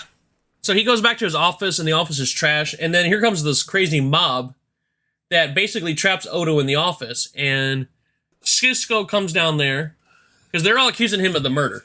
Right. Because we see this one guy, this hooded, bearded guy throughout the episode. Mm-hmm. And, we'll find out that, he basically put the bug in everybody's ears like, hey, Odo did it. Odo did it. Yeah. So they basically barricade him in his office. And it takes Kira and Cisco and a couple other people to come down there with phasers to be like, no, y'all got to disperse. I'll start arresting people. I don't care. And come to find out, Bashir's working on that, the goop or whatever it was. Come to find out, that sample, they started working on it, is a clone. Yeah. Ibudan was the old man. Ibudan was on the ship the entire time. So what he did is the one that he saw in the beginning, the one that was in the holosuite, was a clone. Ibudan killed his own clone, so that was how he was able to get into holosuite because, same fingerprints. Yeah, he entered the holosuite with the clone, killed it, and then left. And then so he could blame Odo because everybody knew Odo had it out for Ibudan. And so they pull off the disguise and they send the man to jail. And Odo is exonerated. And then there was a nice thing. We want to, because we also want to close out the B plot. Right. Keiko's sitting in the classroom. She, they were able to get her computers. And Miles was nice enough. He made a bell for her. He used one of the replicators to make a nice little school bell for her. Because he supports her 100%. Right. They have a very nice supportive relationship. Yes. So she has the bell, and it's about 5 minutes. Like they said, class starts at 9. It's about 5 minutes after 9. Right. She asks what time it is. It's 9:07, and no one has shown up yet. Yeah. Because there was also a quick talk to where Keiko actually talks to Nog's dad, because Nog's dad works with Quark. Yeah. Rom is his name. Yeah, and you can tell she's not stupid either, because she convinces him to be like, hey, do you realize, hey, I know you guys are very smart, you're very, you use your wiles, but it's like, hey, if I teach Nog about other races, imagine what he can do and he can help you guys, She uses their own stuff against them to convince Rom. Because he's like, I'm not going to get him. He's like, look, can you imagine what you guys can do with the stuff that he'll know about? Right. And I'm like, okay, you're a smart lady. I appreciate that. So it's about 5 after 9. And Jake's the first one that comes in with Cisco. And Cisco's like, yeah, this will be the last time he's late. Right, Jake? And so she's happy that she has at least one. And then Nog comes in with Rom, and he's like, you know what? I want to give this we'll give this a test drive. So you see Nog doesn't want to be there, but you see that he's with Jake, so they're happy. And then you start seeing some other kids come in. So by the end of the episode, she does have a full classroom. Yes. And you can see that she's really happy about this, because she actually does now feel fulfilled on Deep Space Nine. Mm-hmm. So that was nice. Yes. So, and then we get to episode named Babel, where this is a very O'Brien / starts out O'Brien heavy, but this very becomes the Quark and Odo show. Yes. And it's a great once again, all these episodes are great up until episode 9. Mm-hmm. Basically, everything's broken on the ship, and O'Brien is working himself ragged trying to get everything fixed. Yes. He's absolutely beaten, exhausted. And some of the food, you find out that the food replicators are not working. Or they're working poorly. They're working poorly. Like, Cisco gets a cup of coffee, and he's like, this tastes awful. Yeah. So O'Brien fixes the replicators, at least for the command level. But while he does this, while he's working on this, you see a little device that's not supposed to be there. And it flips on and it triggers something. And this is where I really noticed the whole part that nobody can pick on Quark but Odo. Because, once that happens, intro and everything, we go to Quark and Odo. And this is where I realized they need their own show. They needed their own show because, Odo's actor is no longer with us. He passed away in, I believe, 2009. Mm-hmm. But I like this is where you get the idea that nobody but Odo is picking on Quark. It's a very big brother, little brother relationship. Yeah, one of Quark's customers is upset about how bad the food is, tries to make Quark eat it himself. Odo intervenes. Yeah, he's like, yeah, you don't want to do that. And then you notice that O'Brien they're all on the command deck, and O'Brien just starts talking gibberish. Yeah. So they take him to Bashir, who realizes he has aphasia. But the weird thing is, none of the he does have aphasia, but none of the symptoms he has would necessitate him having aphasia. Right. And they can't figure out why. And then soon after this, while they're trying to figure this out, Jadzia starts coming out with the same symptoms. Right. That's Bashir's clue that he's dealing with a virus of some kind, and then he does find that. Yeah, and it's in both their brains, and then all of a sudden you notice that others start coming down with it. And the B plot in this is that this kind of feels, and I know how weird a lot of times you can tell because once again, we try not to get political on the show at all. This is not what the podcast is about. Right. But I saw a lot of correlations between this episode and then the whole coronavirus thing. I never even thought of that. Because if you think about it, because there is the B plot of this, there's a captain. He's got a ship, and he's like, look, need to make a delivery. Look, I'm fine. We're all fine. I'm getting out. He's like, look, no, we need you to say, because Cisco puts Deep Space Nine on quarantine. Right. And there's a captain's like, look, I'm fine. We're good. My crew, we need to go. I have to make this shipment by a certain time. I'm leaving. And I saw the whole coronavirus situation where some people were fine. They said they were fine, this, that, and the other. People were coming down. It's weird how the past comes back, especially with fiction. Like, The Simpsons was notorious about this. Like, The Simpsons ended up having Donald Trump as president at one point. I didn't realize that. Yeah, he was president at one point. Or the fact that Disney owned everything. Right. There's a lot of, Simpsons was really notorious, if you find the right thing. But this had a very, correlations between, we're in the end stages of the pandemic now. But if you watch this back again, there's a lot of correlations between the pandemic and then this. Right. Come to find out, the reason Quark's food was bad is he was using a faulty replicator.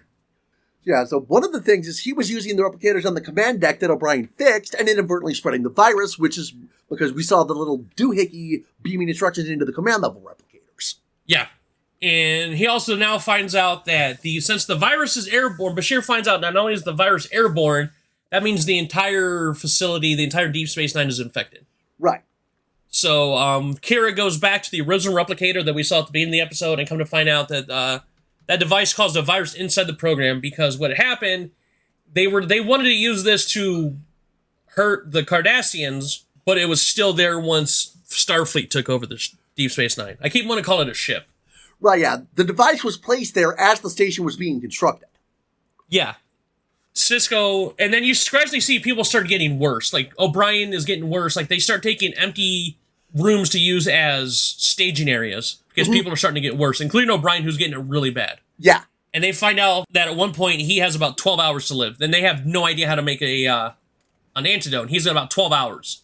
Yeah, and then unfortunately Bashir comes down with it too, and he can't continue working on it. Yeah, and right before this, Cisco has a voiceover where he says that about 60% of Deep Space Nine is infected at some level. Mm-hmm. And then basically the only two people this doesn't affect, so this is who it really comes down to at one point, is Quark and Odo. Yep. And the one Bajorn that could help them with this, because they figure out who did it, died on a prison camp. Yeah, Kira's able to track down an associate of his, and fortunately, she's then able to go get him. But the way she does it is clever. This is where I think, this is where the whole thing is, being good doesn't mean you have to follow the rules. Being good doesn't mean being nice. Exactly. And this is where this comes. This is why I think this is the whole Milnor discussion. I think Kira would wield Milnor 100%. Mm-hmm. Because this was not an easy decision, but at the same time, it was the right decision. It just wasn't a nice decision. Yes. Because she has it. Because, basically everybody comes down with it. So she gets on a transport ship. They're called runabouts. Runabouts. But it's kind of like some sort of small transport ship. Yeah. I'd liken it to an RV. Okay. So what it has a transporter device, and she transports the guy from his office on there, and she goes, now you're going to help me because guess what? You're infected too, bitch. Yeah. I got you sick. So he takes her back, they take him back to Bashir's office, and because Cisco starts coming down with it, and then right at the end, Kira starts coming down with it. And the doctor that did this, is able to make the antidote for everybody. And then you also go throughout the episode where the guy's like, I need to go. He's like, I don't care that all my other crew came down with it. I need to leave. Because, this is where you get into the whole Corona discussion. Right. And he gets on the ship, and he's still attached to it, and he can't get off. Yeah, like he's trying to boost out of there. And he can't, and because guess what happened? He came down with it. The whole, I'm okay, I'm not sick, he came down with it, and it almost killed him, and he almost destroyed Deep Space Nine, so it came down to who had to save the ship? Quark and Odo. Quark and Odo, because Quark had to stay back, Odo got onto the ship, and they had to pull, Odo had to detach the ship because, Quark is shady, but he's shady in a good way. He realizes that, so he all of a sudden knows how to do this stuff, so he is able to let loose the transport, and Odo is able to go into the ship and grab the guy, and they save him with about 10 seconds left. Yeah, he was trying to boost out even while still attached. The docking clamps failed, so they had to eject his ship manually before it blew up. Yeah, but this is why I think Odo and Quark would have been a great show. I agree, it absolutely would have. And this also shows into the whole ensemble thing. It's like, yes, we have main characters. Yes, you would consider Sisko the main character of the show. Like any captain of any show in Star Trek, the captain is the main character. Agreed.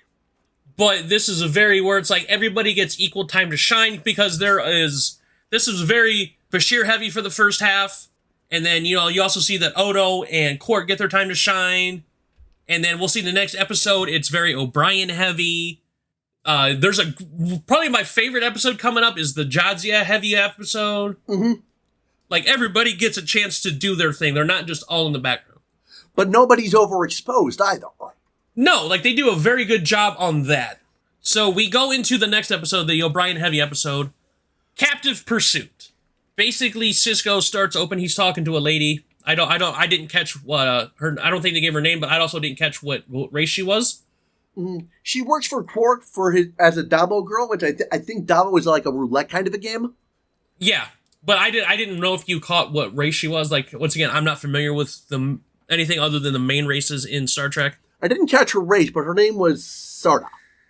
Okay. So basically, she goes to Sisko because she said that Quark sexually harassed her. This all kind of gets thrown to the side because for the first time in the show, a ship comes from the other side. A ship that's not theirs comes from the other side of the wormhole. It comes from I believe that was the Gamma Quadrant. Yes. Yeah, this is the first time we've had a ship, and because they're on the Alpha Quadrant, if I'm correct. Yes. So this is the first time, instead of since they've been able to use the wormhole to travel, or have it as an avenue for travel, this is the first time a ship has gone from the Gamma Quadrant to the Alpha Quadrant, and they're like, okay, what do we do? We've never had this before. Right. And so O'Brien goes in because the ship's damaged. Mm-hmm. It looks like it was in a fight. O'Brien goes in to check on it. Because, he's the chief engineer, he's the chief of operations, this is what he does. Right. You find out this man knows his ships, too. Oh, yes. O'Brien is one of the best in his field, he's one of the best officers in Starfleet. Basically, if it flies, he knows how to fix it. Pretty much. And he finds a creature on the ship who's invisible. And the name is Tosk. T-O-S-K. Yes. He just says his name is Tosk. And he can turn invisible. Mm-hmm. And he scares the shit out of O'Brien because O'Brien's trying to figure out how... Because as somebody as smart as O'Brien is on the ship, O'Brien has no idea how to fix this ship. Right. There's a nice scene where O'Brien convinces him to go back to Deep Space Nine. He walks around explaining how Deep Space Nine works. He introduces him to Quark and some other people. Yeah, Tosk is very innocent. Yeah. And because they've never encountered a race like Tosk before. So they're trying to, they're being very diplomatic about it. Yeah, they're being diplomatic, but they're trying to learn. They're going to learn because obviously, this is going to help them in the long run. Right. And so he gives them a room. Like, hey, we're going to take care of your ship for, we're going to have you here for a few days. We'll figure out how to fix your ship. But meanwhile, we'll give you a room, enjoy the amenities we have here. And as soon as O'Brien leaves Tosk alone, Tosk is able to look for weapon storage on the ship, which I found this weird that anybody can, because every room has a computer where it's like, I need to look for holodecks. I need to look for a gym if they happen to have one on there. Right. But just a random person was able to get on the computer and go, yeah, weapons storage, please? Where can I find weapons storage? Now that is a little odd. Is that something that, it's like if you're staying, let's like you go to the White House and you stay in the, because you remember like back in the Clinton days, he would rent out the Lincoln bedroom. I didn't know that, actually. They were, no, not necessarily rent it out, but he'd be like, hey, certain like heads of state or celebrities would be able to stay in the Lincoln bedroom. Oh, that makes more sense. Yeah, I meant rent. I misspoke when I said rent out, but it's like, hey, heads of state, or I remember Clinton did this for a little bit. Mm-hmm. You would stay overnight at the White House, which is insane if you think about it. Yeah. That would be like you're staying the night at the White House, and it's like, hi, can you tell me where the command center for the Secret Service is at, please? Yeah, I don't think you should know where that stuff's at. Like, you should be able to get on the computer and say, yeah, look, tell me where the weapons lockers are at, please. Mm-hmm. That's something a random person should not know. It should not be on the computer, unless you have some sort of code or password. Yeah, the computer tells him that access is restricted, but the location should be restricted knowledge too. Yeah, they're like, oh yeah, it's right here. You just can't get into it, but this is the exact part on Deep Space Nine where it says like, I don't think he should know that. Yeah. Anyways, and I also noticed that they go back to O'Brien. He's able to talk to Tusk and figure out, so this part of the ship is like this. Oh, I know how to fix it on this ship, so this is what I need to fix it on your ship. Right. It's similar to this part, because once again, if it flies, O'Brien can fix it. Yeah, O'Brien is really a miracle worker. Yeah, it's great. And then I also, I don't know if you noticed this, but this kind of reminds me of the scene from Episode 4 of Star Wars where the Stormtrooper hits his head on the door at the very beginning. Mm-hmm. And it's one of those things, once you see it, the first time you see it every time now. Right. So every time you see Episode 4, you see the Stormtrooper, right? Right. So something happened like this, and I don't know if it was on purpose or it was a blooper. But they come out, and O'Brien comes out of, Tusk comes out of the engine compartment first, and then as he's climbing out, and O'Brien sticks his head up, Tusk kicks him in the face. I did not catch that. Like, and it wasn't like, I think it was kind of a blooper, because it kind of was like a light kick to the face, and you kind of see O'Brien be like, kind of just shake his head and go, what? Mm-hmm.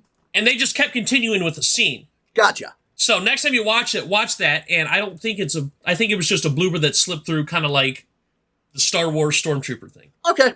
But basically, he tries to make small talk with us, like, hey, while you're here, is there anything we can do for you, Starfleet? And Tusk is very private. Yes. To the point, he doesn't tell anybody why he's here. And Cisco doesn't like that. Cisco, because he runs the ship, he needs to know why everybody's here, what their business is, and what they're doing here. Right. Which is within reason of his scope of practice as the commander. But Tusk isn't causing any harm, not yet anyway. No, but he also needs to know, cool, you're great, but I need to know why you're here. I can't just have people walking around and not tell me what's going on. Mm-hmm. Like, he's like, Klingon skid on the ship, he's like, look, just tell me why you're here. Don't cause any trouble. Fine. Because you see, this is a ship for everybody, basically. Station. It's kind of like a refueling station, like a recreation area. It's a hub. Yeah. Like, look, I don't care who you are.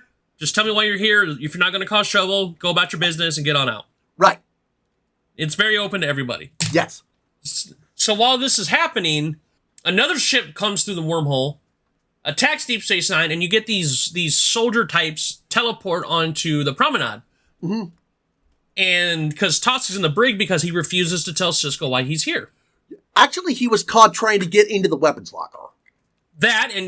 So he's like, why are you really here? He's still not saying anything. All he's saying is, I am Tusk. And he wants to die with honor. Yeah. And this is where you actually we're episode 6. And this is our first phaser fight, actually. Yeah. And they come down and they get in the shootout with the hunters, these soldier types, and Cisco and Odo and Kira. I think O'Brien was down there. I don't think he was. I don't think so. But it was the first time we actually had like an action scene for the most part. Mm-hmm. Like a big old like phaser fight that you would see a lot in Star Trek. Yeah. And basically what this was is he finally talks to one of the hunters. And they find out this is a hunt because Tusk is actually bred specifically to hunt. To be hunted. To be hunted. And he's basically the prey. And basically, if he died, they kill him. It's an honorable way to die as a Tusk. His race, for lack of a better term, is Tusk. Yes. So if they're like, if we capture you back to the planet, you're basically going to be ridiculed for the rest of your life. You're supposed to die with honor. That's your only role in life. For those of you into literature, the whole episode is an allegory to the short story, The Most Dangerous Game. Somewhat. I can see that, absolutely. But it's also, we also talk about the Prime Directive because this is a custom on their planet. Right. And O'Brien doesn't want this to happen, but Sisko also says, hey, this is Prime Directive. We can't interfere. What is the go? Yeah, go ahead and explain what the Prime Directive is real quick. Prime Directive basically says two things. One, the Federation won't interfere in the natural development of a civilization, and they won't interfere with a developed civilization's internal politics. And then this is basically what this is. He's like, Sisko's like, look, I don't like this, but this is also their custom. This is what they do. We cannot interfere. Right. This is their culture. We can't stop them from living their lives. Yes. And basically, they offer, O'Brien says, look, we can get you asylum. But Tosk is like, no, this is what I was bred for. I need to be hunted. This is what I'm for. Yeah, a step into asylum would be a greater dishonor than going home alive. Yeah. And so O'Brien's like, you know what? Fine. If you're going to leave, we're going to change the rules so you can leave. Because they're actually able to tie up Tosk a little bit. They put on some cuffs. Mm-hmm. They're able to get free of it. It's like, oh, look, you guys... And O'Brien was basically like, look, you guys wanted to hunt him. Here you go. Right. I'm giving you what you want. But not in the way they want. But O'Brien's like, look, you guys hunt, right? This is your culture. Go get him. Yeah. So he breaks him free. And Tosk actually saves O'Brien as he escapes. Sisko's also pissed because O'Brien left his communicator. But then he realizes what O'Brien did. And Odo's like, hey, Odo, go down there and take care of it. But he's like, hey, Odo, take your time. Yeah. Because he's like, O'Brien, you're a dumbass, but I respect what you did. You did something stupid, but I know why you did it. You did the wrong thing, but you got to the right conclusion. Yeah, because he wanted to make sure, like, if this is your thing, you want to die with honor, I'm going to help you. And there's a funny part. Tosk is like, hey, you want to be a Tosk too? O'Brien's like, yeah, I don't think my wife will be happy about that. And they wish each other a mutual die with honor as Tosk leaves. Yeah, and then at the end, Sisko gives Brian his rightful ass chewing. But then it's kind of like, you know what? You deserve an ass chewing because you did something stupid. But, carry on. And O'Brien's like, hey, sir, Odo sure took his time getting down there. And Sisko's like, huh, yeah, isn't that crazy? I wonder how that happened. Mm-hmm. And you see like a little smirk from both of them. And it's like, all right, now get back to work. Yeah. This was a really good episode. I like this one. Actually, the Cole Meany that plays O'Brien really loved this episode too. Mm-hmm. Like I said, this really shows that O'Brien's a very honorable guy. Yes. I really liked him. So, speaking of which, episode 7, Q-less. I wonder who we're talking about. I couldn't possibly guess. So, Bacht, here's in a short, sweet thing here. Who's Q? Q is an omnipotent being who likes screwing around with humanity. Mm-hmm. More specifically, he likes screwing around with Captain Picard and the crew of the Enterprise. He's very, like, in comic book words, Superman fans, he's very Mr. Mxyzptlk. Mxyzptlk, yes, that's a really good analogy. They're based, or like, if Flintstone fans, he's the Great Gazoo. I might even compare him to Loki for Marvel fans. No, he was the god of mischief. Loki was evil. Q's not evil. He's just... Okay, that's fair. He's not evil. I don't think Q's evil. He just... And come to find out, he was only on 8 episodes. This was by John Delancey, by the way. Everybody knows John Delancey from Two Roles. Q, he was Discord on My Little Pony, Friendship is Magic. He was the dragon. And he's actually been reprising his role as Q for season 2 of Star Trek Picard, which I believe just finished airing on Paramount+.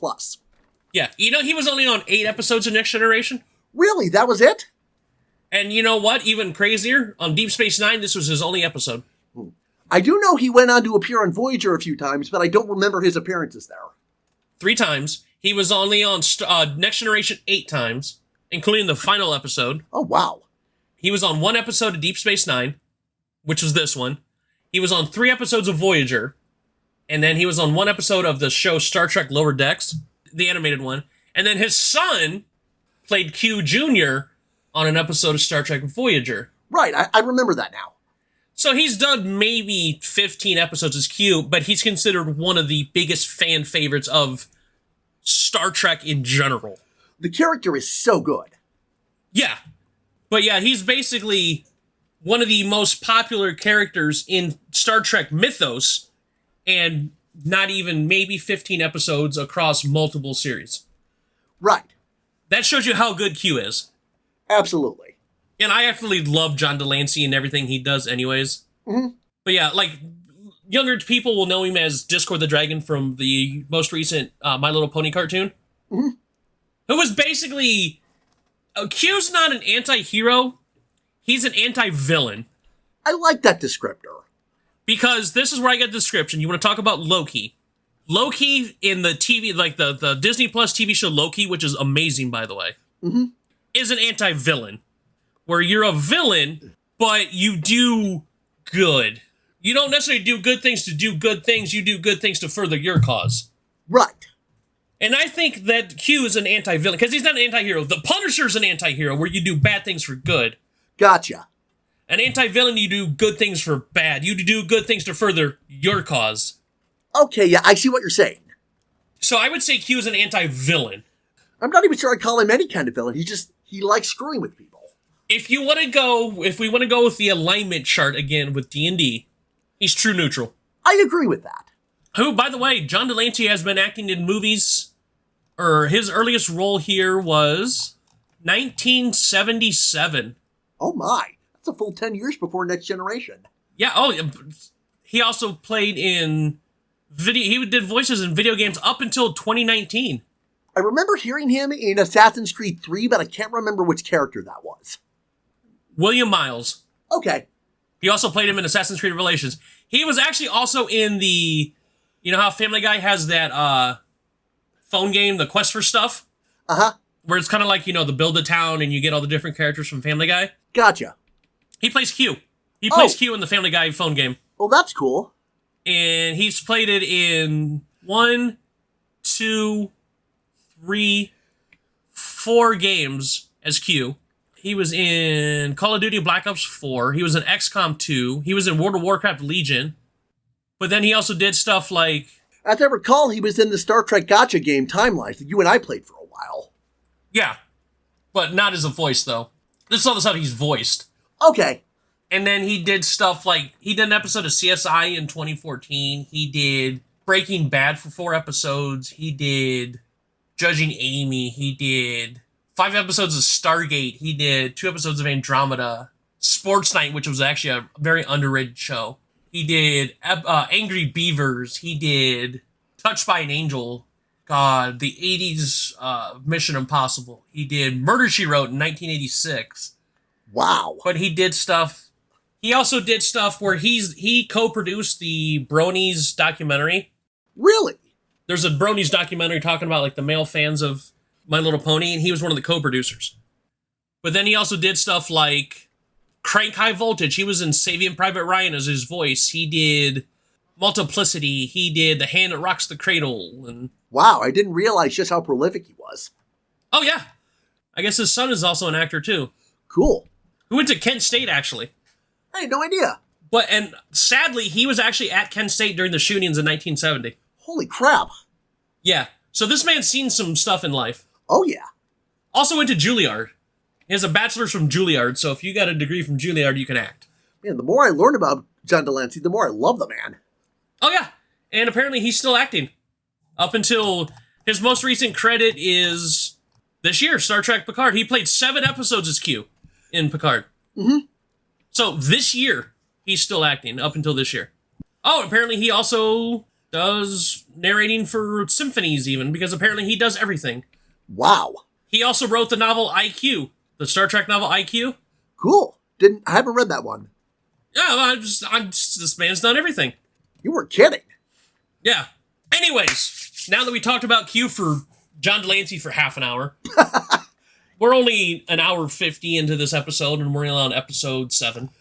Thank God there's only 10 episodes so far. I know. Anyways, so basically it opens up with Dax returns from the Gamma Quadrant with a woman that we recognize. Brian recognizes the woman as? This is Vash, who was a love interest for Captain Picard in a few episodes of Next Generation. Okay. And so obviously O'Brien's going to recognize her because, O'Brien was on the Enterprise. Right. But also, what people don't realize is they say, hey, there's 3 people on board instead of 2, and they can't figure out why. Because who has stowed away? Q was there too. Yep, and Q's very I'm not going to show you won't see me until I decide you see me. Yeah, they play very coy with him throughout most of the episode. Yeah, and once again, any episode with Q, I've never seen a bad episode with Q. Agreed. He's very, even if he's not supposed to be, he's the star of the episode. John Delancey just steals the show. You're going to see him just pulling off, plywood, and he very chews the scenery, but not in a bad way. You see him gnawing on drywall because he's chewing the scenery so much. I'm not even sure I'd call it chewing the scenery because it feels subtle to me. It's like, oh, I'm going to talk and I'm going to take control. So anyways, we figure out that Q is stowed away on the runabout. And we also noticed that when Vash and everybody comes back and Q's there, and all of a sudden there's a real crazy set of unusual power drains that the Deep Space Nine starts losing power. Mm-hmm. It goes from the runabout, and then as soon as Vash arrives on the station starts having these power drains. Yeah, so figuring that out is one of the main plots of the episode. The other one being Q trying to get Vash to go on more adventures with him. Yeah. And I love it. He's very smarmy. He's like, look, we can go to this planet and do this. We can go to this planet and do this. She's like, I don't want you. And he goes, fine, we'll go to whatever planet you want to. Yeah, Vash is just having none of this. Yeah, because Bashir actually wants to take her out to dinner. And it's kind of funny because Q's like, you don't want to go to dinner because you're very, very tired. You work so hard. He's like, I'm not tired. He goes, yes, you're tired. He goes, oh, I think I'll go take a nap. And then Bashir's gone for the rest of the episode. Yeah, and this is where O'Brien sees Q and then goes to let Commander Sisko know. Yeah, and Sisko's like, oh, fuck. Because Sisko knows who Q is. Yeah, there was apparently a Federation briefing on Q 2 years ago in the show's timeline. Yeah. And then basically Quark, being Quark, sees that Vash has all these items she found in the Gamma Quadrant, because she's been there for 2 years. Yes. She's been in the Gamma Quadrant for 2 years. He convinces her that, hey, we're going to auction off these items. He's like, it's going to be 50-50. She starts rubbing his ears. He's like, 30%. And she starts rubbing his ears more. Oh, fine, 22%. And I was just like, he's just like a little puppy dog shaking his leg. Yeah, this is a Ferengi thing. It's called umox. It's like foreplay to them. He's just like, oh, who's the good boy? Oh, you're a good boy, aren't you?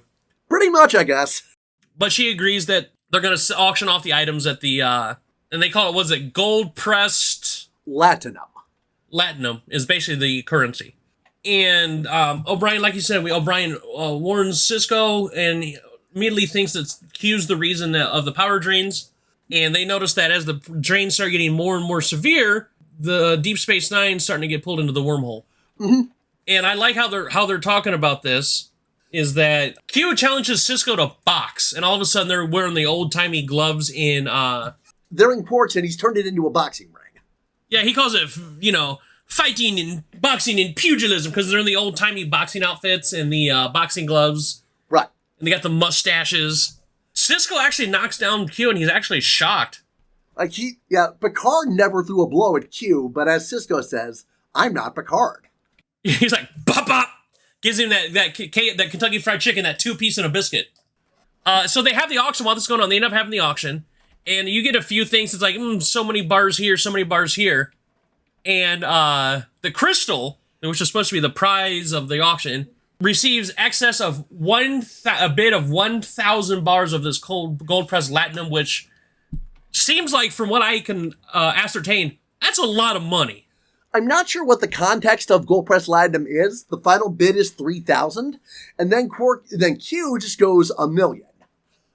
Yeah, but it seems like just even the 1,000, it seems like 1,000 gold pressed latinum bars, for lack of a better term, seems like a lot of money. Right. As I recall the lore, it's the latinum that's valuable. They put it into gold ingots to make for easy transport. But yeah, so apparently 1,000 is a lot. Yeah. And Q's the kind of guy who says, oh, it's 1 million, and then snaps his fingers, and there's just 1 million of them, because he can just do that. Yeah. Q's very Deus Ex Machina of the person. Absolutely. Oh, you need that? Finger snap, there you go. So while they do this, they're getting really close to the wormhole, and it's Kira finds out that the cause of all the power drains that's causing them close to the wormhole is that crystal. Right. So what they're able to do, and the guy's like, hey, I just paid for that, and they're like, never mind. So they beam it into space, and once it's outside, it actually transforms into an alien and then goes into the wormhole. Yes. And then you get the classic when Bashir wakes up, hey guys, what happened? Did I miss anything? Oh boy, what you did miss, Doctor. And that's the end of the episode. It's once again, anything with Q in it's awesome. Yes. However, in 7 seasons, that is the only episode with Q, and I'm not happy. Not in a bad way. I'm like, I'm great. I'm just like, it's Q. Because he averaged about, 1 episode a season? Next Generation? That sounds about right. So, we go to the next episode, which is, out of the 10, this is probably the least Star Trek-y episode, but it's also my favorite episode. I agree. This was a very good episode. And this is where we talk about my whole love of, legal and police procedurals. I've always been a fan of those shows. Right. So, like I said, this is also the least Star Trek-y episode. Because this is called Dax. And the way they talk about this, it's the basis behind the episode's fantastic. Mm-hmm. So, what happens is that we open up to Bashir and Dax are having dinner together. Bashir's like, let me walk you back to your room. She goes, no, that's nice, but no, thank you. And Bashir's like, well, you know what? I'm a gentleman. I'm going to do it anyways. Yeah. And while she's heading back there, she gets attacked by some aliens, and they actually subdue and kidnap Dax. Start trying to take her back to the ship. They take out Bashir. He's laying there. And they're able to stop them at the last second before they're able to leave. Because they have this little doohickey device, the MacGuffin, that can open everything after it's already locked. Yeah. O'Brien doesn't appear for these next few episodes. I'm not sure where he is I'm not sure where he is out of character. But in character, he's back on Earth celebrating Keiko's mom's 100th birthday. Yeah, and I don't think we see him for the rest of the remainder of the episodes we did. We don't. Okay. So, but at least as long as there's hey, he's off planet. Okay, cool. I'm one of those that's like, if there's a big pivotal character in the show and they're not there, there better be a reason. Give me a line. Give me a line. Hey, he's off planet with his mother-in-law. Awesome. Like, cool. I'm happy. I don't need a big explanation, but it's just like, oh, it's not like you're the chief engineer of the whole damn station. Right. Oh, he's on leave. Cool. Great. I'm cool with that. Gotcha. But they're able to stop. That's just my personal preference when it comes to storytelling. Like, The Substitute, like an action movie. The action movie franchise, like, it's about a Black Ops guy who goes undercover in schools to fight drug dealers and Nazis and gangs and stuff. Mm-hmm. Tom Berenger was in the first one. Treat Williams was in the other 3. These are the main characters. So in the, Tom Berenger's not in the rest of them, but they're like, oh, the second one, they're like, oh, you worked with the guy in the last one. He goes, oh, yeah, but him and his girlfriend went to go join the Peace Corps. And I'm like, oh, cool. They explain while he's gone. He joined the Peace Corps off screen. Gotcha. Awesome. And then you know what? I'm satiated. Mm-hmm. But anyways, so they stop everything, and this is interesting because one of the abductors accuses Dax, not Jadzia, Dax, of murdering his father while Dax was in Curzon's body. Right. And he wants to punish Jadzia for the crime because the symbiote was in Curzon's body when he was Curzon Dax. Right. Because he said, supposedly during a civil war, Curzon supposedly leaked info to the enemies, which caused the death of his father. Right. That seems confusing. That seems confusing as all hell. Yeah. But it's honestly not. They do a very good job of telling the story. And most of this episode is an extradition hearing, basically.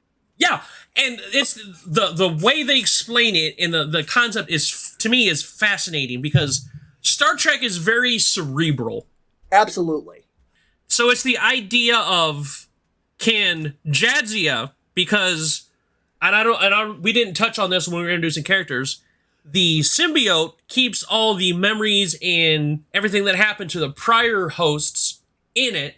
So the next time it goes to the next host, they retain everything from the previous hosts. Yeah, so can Jadzia be punished for a crime Curzon committed? Even though she was not alive as a person when this happened. Right. And I found that absolutely fascinating. Star Trek is really good with dilemma episodes of this kind. Yeah.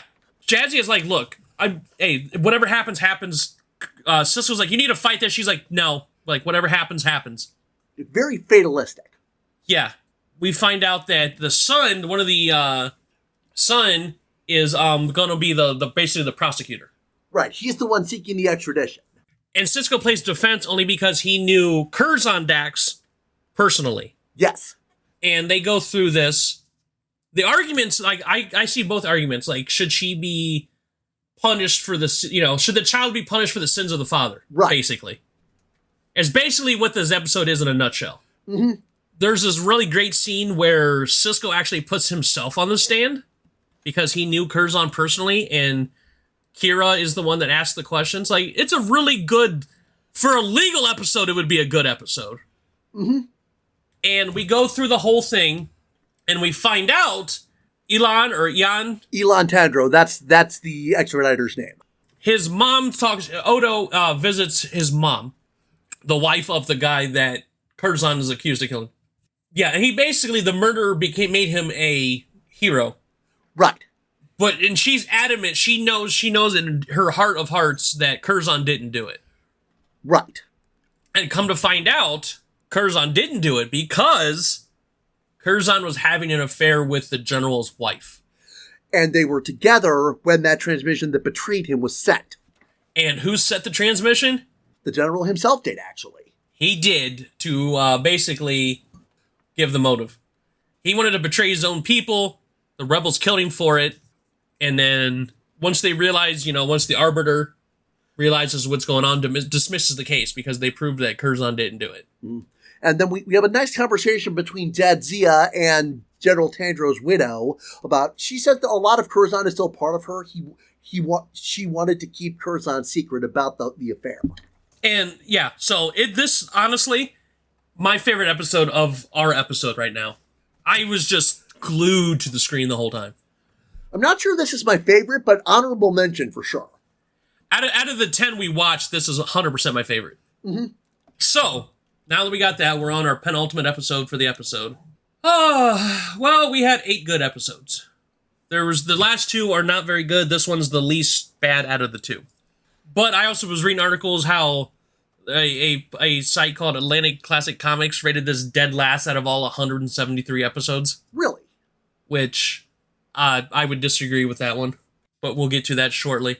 So the episode is called "The Passenger," and this is I appreciated this because we've already established. I mean, on our episodes, I'm a massive horror movie fan. Mm-hmm. There's a lot of horror movie elements to this. Absolutely. Where it seems like it's almost some sort of body possession type thing. It's not a good episode. I wouldn't call it bad, just underwhelming. Okay, underwhelming. Because it wasn't horrible, but it wasn't good either. I'm not mad, I'm just disappointed. After everything that I just saw for the last 8 episodes, I got this one and I'm just like, right. Dad's not mad, he's just disappointed. Mm-hmm. Because the whole body possession, I was getting scenes like, because I got stuff like Shocker, which is a Wes Craven movie. The First Power with Lou Diamond Phillips, which is a great horror movie. Mm-hmm. I think you would like this. I know you're recently new into horror. Cerebral horror is my thing. This had to do with like body possession, and a guy came back from the dead, but he's able to possess bodies, and it's not bloody because you're not a gory person. But I think you would appreciate this as it's more terror. Mm-hmm. Because it's a serial killer that was executed, but came back from the dead and was able to possess people. Right. He goes after the cop that put him to. I think you would appreciate it. Or stuff like Fallen with Denzel Washington. Basically, the evil person can travel just by touch. He can travel from person to person by touch. Mm-hmm. Just brushing up against somebody and it transfers to that person. It's a great movie. Gotcha. So that's where I got. This is where I liked it more because I started thinking of stuff like that. Mm-hmm.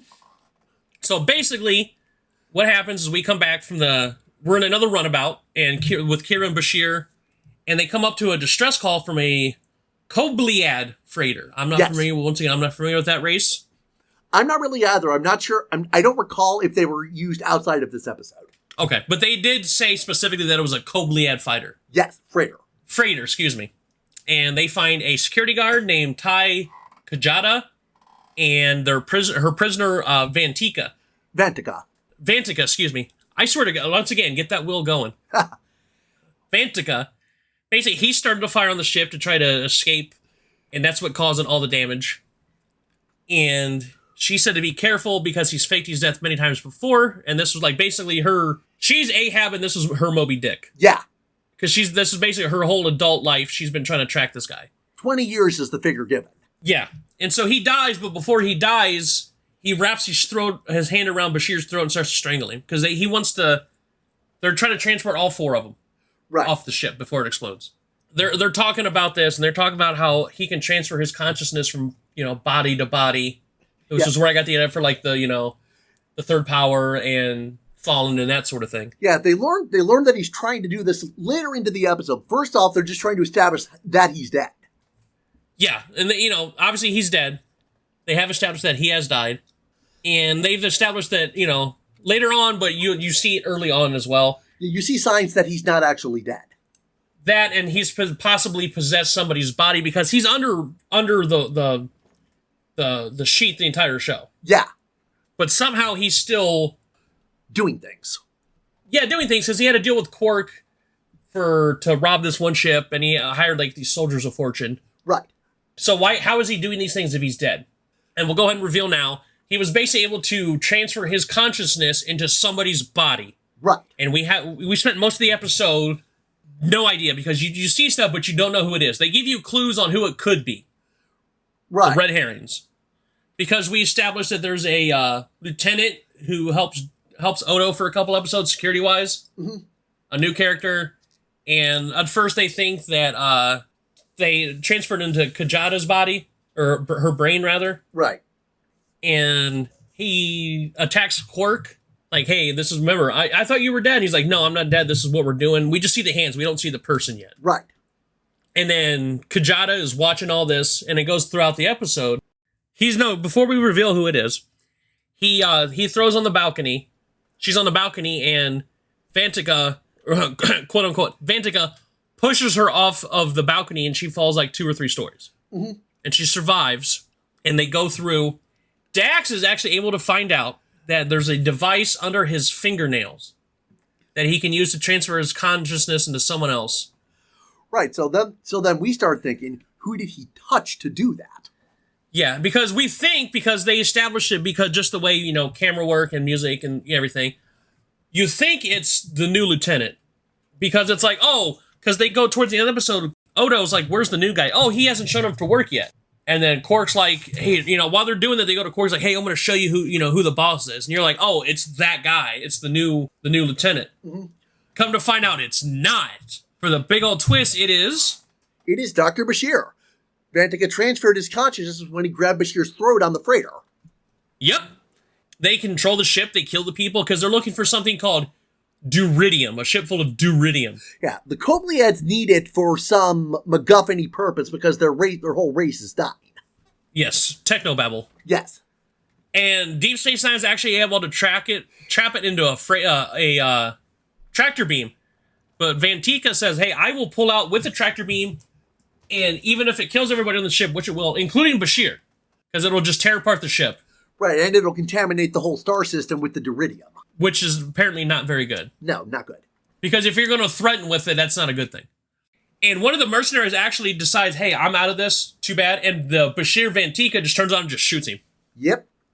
Dax is actually able to shake the ship, move the ship around to kind of like jostle Bashir's consciousness back. She whips up some technobabble. Technobabble, business, blah, blah, the directive transport module Viridium beam thing stuff. Yeah. Which is by the way, if you watch Star Trek, it's nothing but technobabble. Absolute nonsense. Also, another fun thing, if you watch you can find them on YouTube. Whenever you watch, and I know, like Enterprise or not Enterprise. Next Generation was like this when they would do the things where the camera would shake when the ship was hit. The camera shake was done in post because if you watch it without the shake, you just watch the actors just throw themselves around. Oh, hit! Ah! Hit! Ah! Running through an image stabilizer. I had forgotten about those. You can find them on YouTube. They're funny as hell to watch because it's like you see Riker just like, oh, I'm falling. Oh, I throw myself against the wall. Oh, I'm over here. And it looks goofy because the screen's not shaking. Right. There's no sound effects. The screen's not shaking, and it's funny to watch. Anyways, so they're able to lower the freighter shields, and he transports himself. He's able to transport himself back to the infirmary. Bashir is. Yeah, so... And they remove the consciousness, and Kajada takes possession of it, just shoots it, and then the episode's over. It actually ends right as she shoots it. You have to wonder what that feels like to her. 20 years and she's finally free of her obligation. Oh, I bet it's refreshing as hell. Because that never happened with Ahab. He ended up dying. I actually haven't read Moby Dick. Spoiler at the end of Moby Dick, Ahab dies.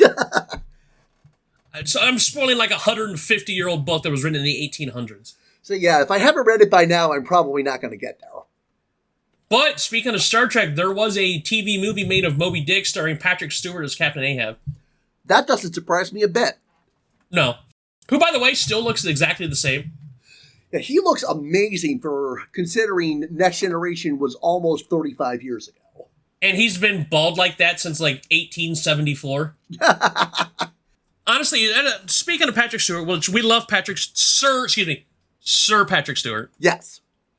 If you want to see a movie where he plays a bad guy and it's a goofy bad guy, and I would love to talk about it on the show because it's goofy, look up a movie called Masterminds. Never heard of that one.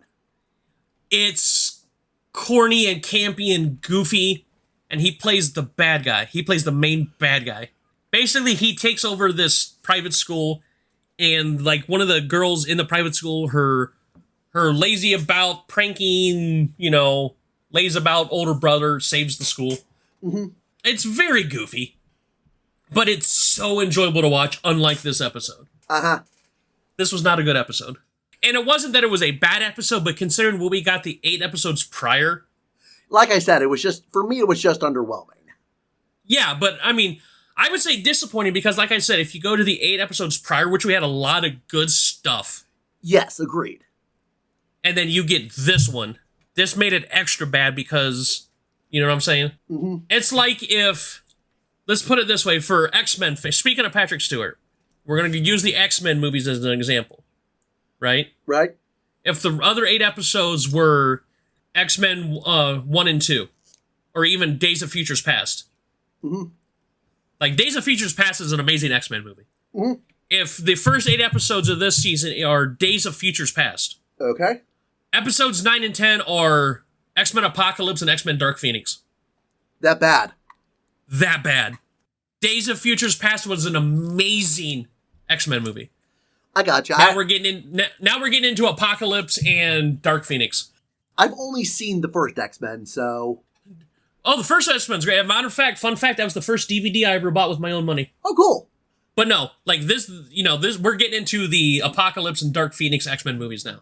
Yeah, I'm going to agree with you that our final episode for this, our final show for this episode, Move Along Home, is not good.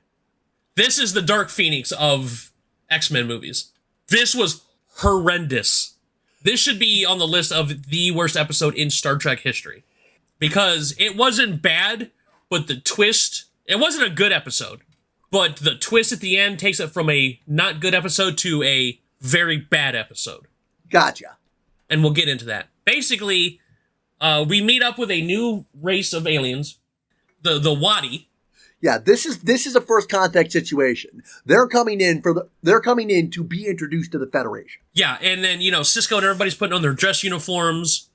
Bashir can't find his, which is kind of funny because once again that seems like something you would do. Everybody else is on the suits, and I'm like, I can't find my suit stuff, and we're like, fine, we don't got time. Just put on a t-shirt. Yeah, that would totally be the kind of thing to happen to me. Because you have done that before. Yes, I have. Anyways, so they come up and they got the weird. I don't know if it's supposed to be face paint or tattoos. Because if it was like war paint or face paint, I get it. If it was tattoos, it was obvious that it was not even tattooed. It was obvious paint. Mm-hmm. So either it was face paint or really horrible tattoos. Gotcha. Like we never established what that was supposed to be. No, and I don't think we ever see the Wadi again. I'm not complaining. I'm not complaining whatsoever, honestly. Mm-hmm. The main character. Oh, the guy that played the main quote unquote bad guy was on an episode of The Big Bang Theory. Really? And I know exactly what episode this was. He was Professor Goldfarb in the episode where he's like, hey, where Sheldon's like, let's make Jerusalem a new Jerusalem down in Mexico. So that was Joel Brooks, if I'm looking this up right? Yeah, I do know. Oh, that was Professor Goldfarb in the one episode, and I specifically remember that episode. I haven't seen a lot of The Big Bang Theory. I've seen almost every episode. I'm trying to see something I would recognize him for like, I used to watch My Sister Sam, but I don't remember it. He did a lot of like one episodes of TV shows, TV movies. Mm-hmm. That's what it seemed like. He up until 2018 on TV and 2019 in movies. So another long-running actor. Yeah, like he's a character actor. He'll do like, you'll see the guy that's like, oh, I remember this guy did an episode of Bent, and then he also did one episode of NCIS, and then he did an episode of Raising the Bar. Like he's that guy. He's always in like one or two episodes of a TV show. I gotcha. Yeah. Hey, some of those are some of my favorite actors or character actors. Mm-hmm. So anyways, so basically, because, what's an episode of DNA without tangents? Yeah. This is why we're closing in on 2.5 hours. Anyways, so basically all they want to do is they want to play games. We heard Quark's got games. I want to play games. Yep. And that's basically what the episode is. It's board game night. Yeah, they're gambling at Quark's for a while. And they win. They start winning a lot. Yeah. And then Quark switches out dealers with a lady, and he switches out with another Ferengi who cheats, and they rig the cable game. They rig the game to take all the money back because, in casinos, the house always wins. He gets caught, unfortunately. Yeah, but the thing is, though, casinos, you can actually win too much. It's weird. It's you can win too much money. Didn't know that. Well, not like, oh, you can only win this much. Like, no, if they think that you're cheating, because trust me, there's hundreds of cameras at casinos. They know if you're cheating. Gotcha. But if they're like, if they're on a streak, they'll do what they can to get their money back because they don't want you to leave with money in casinos. Right, it's a business. It's trying to turn a profit. Yeah, so they're going to do what they can to make sure you leave with as little money as possible. And if you ever watch documentaries about the science behind casinos, it's fascinating. That's why there's no clocks, no windows. You're just under all those bright lights because you never know what time it is or what time of day it is. So you can sit there for hours. Interesting. It's like if you look like I love looking into like science of stuff like that. It's fascinating. Cool. Or how they make the labyrinth, how much of a labyrinth casinos are, the floors are. Oh. And you notice that there's never any straight corners. I had no idea. Yeah. See, I'm weird like that where I find stuff like that, or like there was a CNBC documentary that talked about the science behind how supermarkets are made. There's a science in how what goes on what aisle and where produce goes, and they have you follow a specific path. Like it's a science. We've talked about that before, I think. Yeah, like why do you think kids' cereals are on the bottom? Oh, I do know that one, actually. Or why do you think, like, and then the way the eyes are presented on the boxes of kids' cereal, it's so, like, Toucan Sam and Tony the Tiger are looking at the kid so they get that eye contact. They're like, I want to take this cereal home. It's a science. It's freaking fascinating. That's why I like Bar Rescue, because John Taffer can, like, I get a lot of that show is rigged and pre-planned or whatever. Mm-hmm. But he also explains the science, like, look, this seat, if you put these 3 seats in here, each one of those is going to make $10,000 each. Right. Or if you just do this with the drinks instead of this, you're going to save yourself 12%. Mm-hmm. I find that utterly fascinating. Anyways, good lord, this is going to be an 8-hour episode after editing. Oh yeah, this is going to be a bear. Uh-huh. Hey, at least I don't have to edit it. Oh, very funny. You're welcome. Anyway, so basically, the Wadi snaps his fingers and a massive pyramid-looking board game starts up. I believe they called it Chula. Something like that. Like there was a lot of stuff they didn't. This episode did not get explained whatsoever. Yeah, the only thing you really hear about this game is you learn by playing. Yeah, that's how they explain it by not explaining. It's like, oh, you'll learn as you go along. And so Corker rolled the dice. What's this? Oh, that's a bad roll. How's it a bad roll? And they're like, look at this idiot. So basically, out of nowhere, Cisco, Bashir, Kira, and Dax wake up and they find themselves in this weird labyrinth. Mm-hmm. And they're not on the station. Yeah, Kira sees Fallon, the Wadi leader. No, Cisco sees him. And then that's just kind of cute that, hey, maybe we should just play along. Yeah, and then Odo and Quark realize that they're not on the ship at all. They're not, They're not on the they're station. missing from the station. They're not on the station. They're in the game. So they basically have to figure out puzzles to escape. And Quark decides, oh, hey, if you take the short path, it's fine. But if you take the long path, it's fine. But if you take the shortcut, you'll get double your stakes. But it's a more dangerous trap they're on. And it gets you further into the board, too. Yeah, and it's very Calvin Ball. It reminds me of Calvin Ball, where it's like, how about this? Well, this is the rule. What about this? Nope. And then this, and then it's just like... So they get to the first room they see, the second level, because he's like, can I start on the first level? And he's like, oh, baby, start on the first level. Right. So they start on the second level, and it's a girl singing, playing hopscotch and singing along. Mm-hmm. There's a force field covered. They can't go through because they'll hit a force field. But the girl can't hit the force field. Yeah, she's going right through it. And they figure out that the girl is, like, you have to not only do the hopscotch in the same order she's doing it. You gotta sing the rhyme. So, and you see all these grown adults playing hopscotch and singing this song just so they can go to the next room. It's very weird and not in a good way. Yeah. So they go to the next room, the next level. They're in a party room, and it's all of the Wadi in there. And they're like, what's going on? Ha ha ha ha ha ha! Tell me while we're here. Ha ha ha ha ha ha! Like, it's very, like, it's...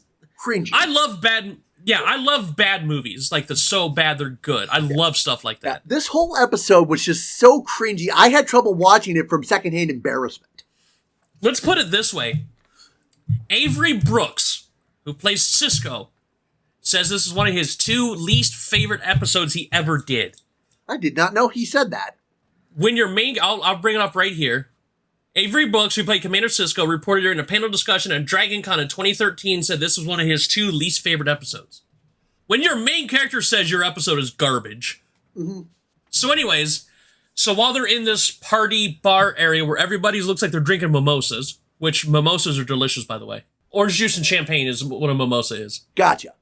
That's literally all it is, orange juice and champagne. Didn't know that. Well, you're not a drinker either. Right, I like Bloody Marys, and that's about it. Yeah, like, it's not something, like, you're not a drinker and you're not into alcohol, so it's not something I would expect you to know. Mm-hmm. But it's a very, like a Bloody Mary, they're very brunch drinks. You see them at brunch a lot. Mm-hmm. Bloody Marys and mimosas. Gotcha. Mimosa is champagne and orange juice, and we all know what Bloody Marys are. Right. Which I had one time that had jalapeno-infused vodka, and it was amazing. That might be a little hot for me. Yeah, well, to each their own. We know you're not a drinker, so, you're always our designated driver. Mm-hmm. So anyways, so they go in, and then a gas starts pumping through. And somehow Bashir starts to realize that if they drink the mimosa type stuff, that's the antidote to the gas. Somehow he figures that out. He says right there, I took a guess. Yeah, which is the writer's way of saying, fuck if I know. They drink the orange juice. I think it's the vitamin C in it that saved him, I guess. I don't know. Who knows? They don't, that's for sure. Once they get to the next level, the Wadi character was a Fallow. Fallow, yeah. Removes one of the pieces from the game, and Bashir disappears. Mm-hmm. Basically, he's like, Quark needs to play this game to save the crew. Right. So Bashir is gone.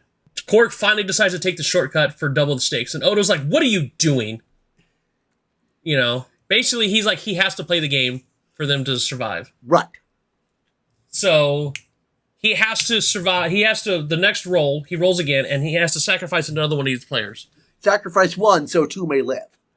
Yeah, and there's a good speech. This was a good acting job by the Armin Shimmerman, who plays Quark. Right. About how he doesn't want to.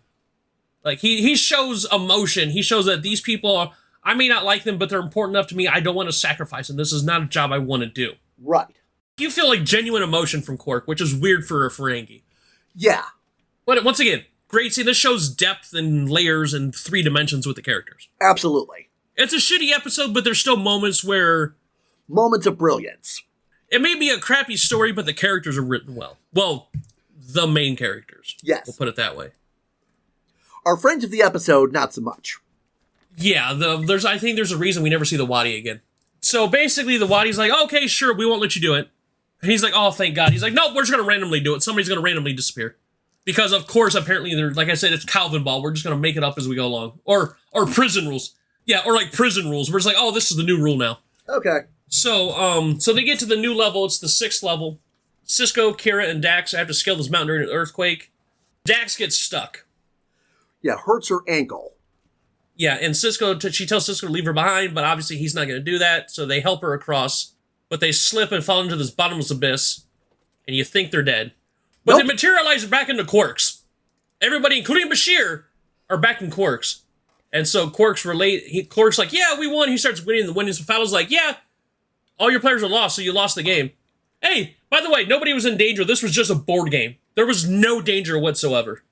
Yeah, I just wanted to play a board game. That revelation was, I didn't like it. Oh, I was so mad. There could have been like, you know what, this was you could have been like, I'm teaching you how to, this is why you shouldn't cheat. I put your crew members in danger to show you not to cheat. No, he's like, no, we just wanted to play a board game. Bye. Yeah, they literally just walk off after that. Yeah, Cisco wants to confront him about all this shit. Odo tells him, you know what? Maybe instead of talking to them, we'll talk to Quark about cheating, and then you just leave. And then Quark just starts weasel wording, trying to say, I would have said anything. But to be fair, that is exactly the kind of thing Quark would do. Yeah, he's a Ferengi. That's what they do. Yeah. But dear God, this episode was garbage. Yeah, this was the I liked Passenger more than you did. This one was absolutely the weakest of this bunch. It's not that I didn't like Passenger, because once again, I told you the reasons why I liked it. Right. The reasons I did like it. But I liked Passenger less compared to what I saw the previous 8 episodes. Right. It was okay. I would have given it maybe a D+, maybe a C- at the best. But compared to some of the really quality episodes we got prior to that, this was a step down even from that. Passengers was meh at best, but less than meh compared to what we just got. Because we just had the Dax episode, the episode before that. Right. So when you go from that Dax episode to the Passenger, that's a huge step down. Mm-hmm. Move Along Home was just not a good episode in any regards. I can see why this was considered the worst episode in Deep Space Nine. Mm-hmm. Oh, by the way, it's also an Emmy-nominated episode. Really? It's nominated for Best Hairstyling in a Series. So you can honestly say that's what's considered one of the worst episodes of Deep Space Nine is an Emmy-nominated episode. Oh, gosh, I had no idea. Yeah. But anyways, so yeah. So overall, once again, this is somebody who never watched Deep Space Nine other than one random episode sometime in the 90s. Mm-hmm. And this is somebody who watched majority of the first 2 series, but nothing really much after Next Generation. What did you think overall with the first half?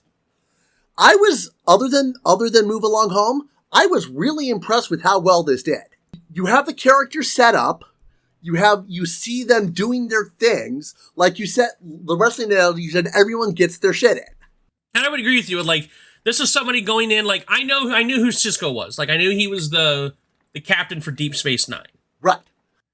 I knew I knew Quark from Next Generation. I knew what the Ferengi were. Right. I knew Odo because I told you about what happened when I was a teenager. Yeah, that one random episode. But other than, I walked into the show blind. And once again, I'm not a big Star Trek guy. Right. When it comes to Star franchises, I'm Star Wars. Gotcha. And that's even a casual fan at most. Mm-hmm.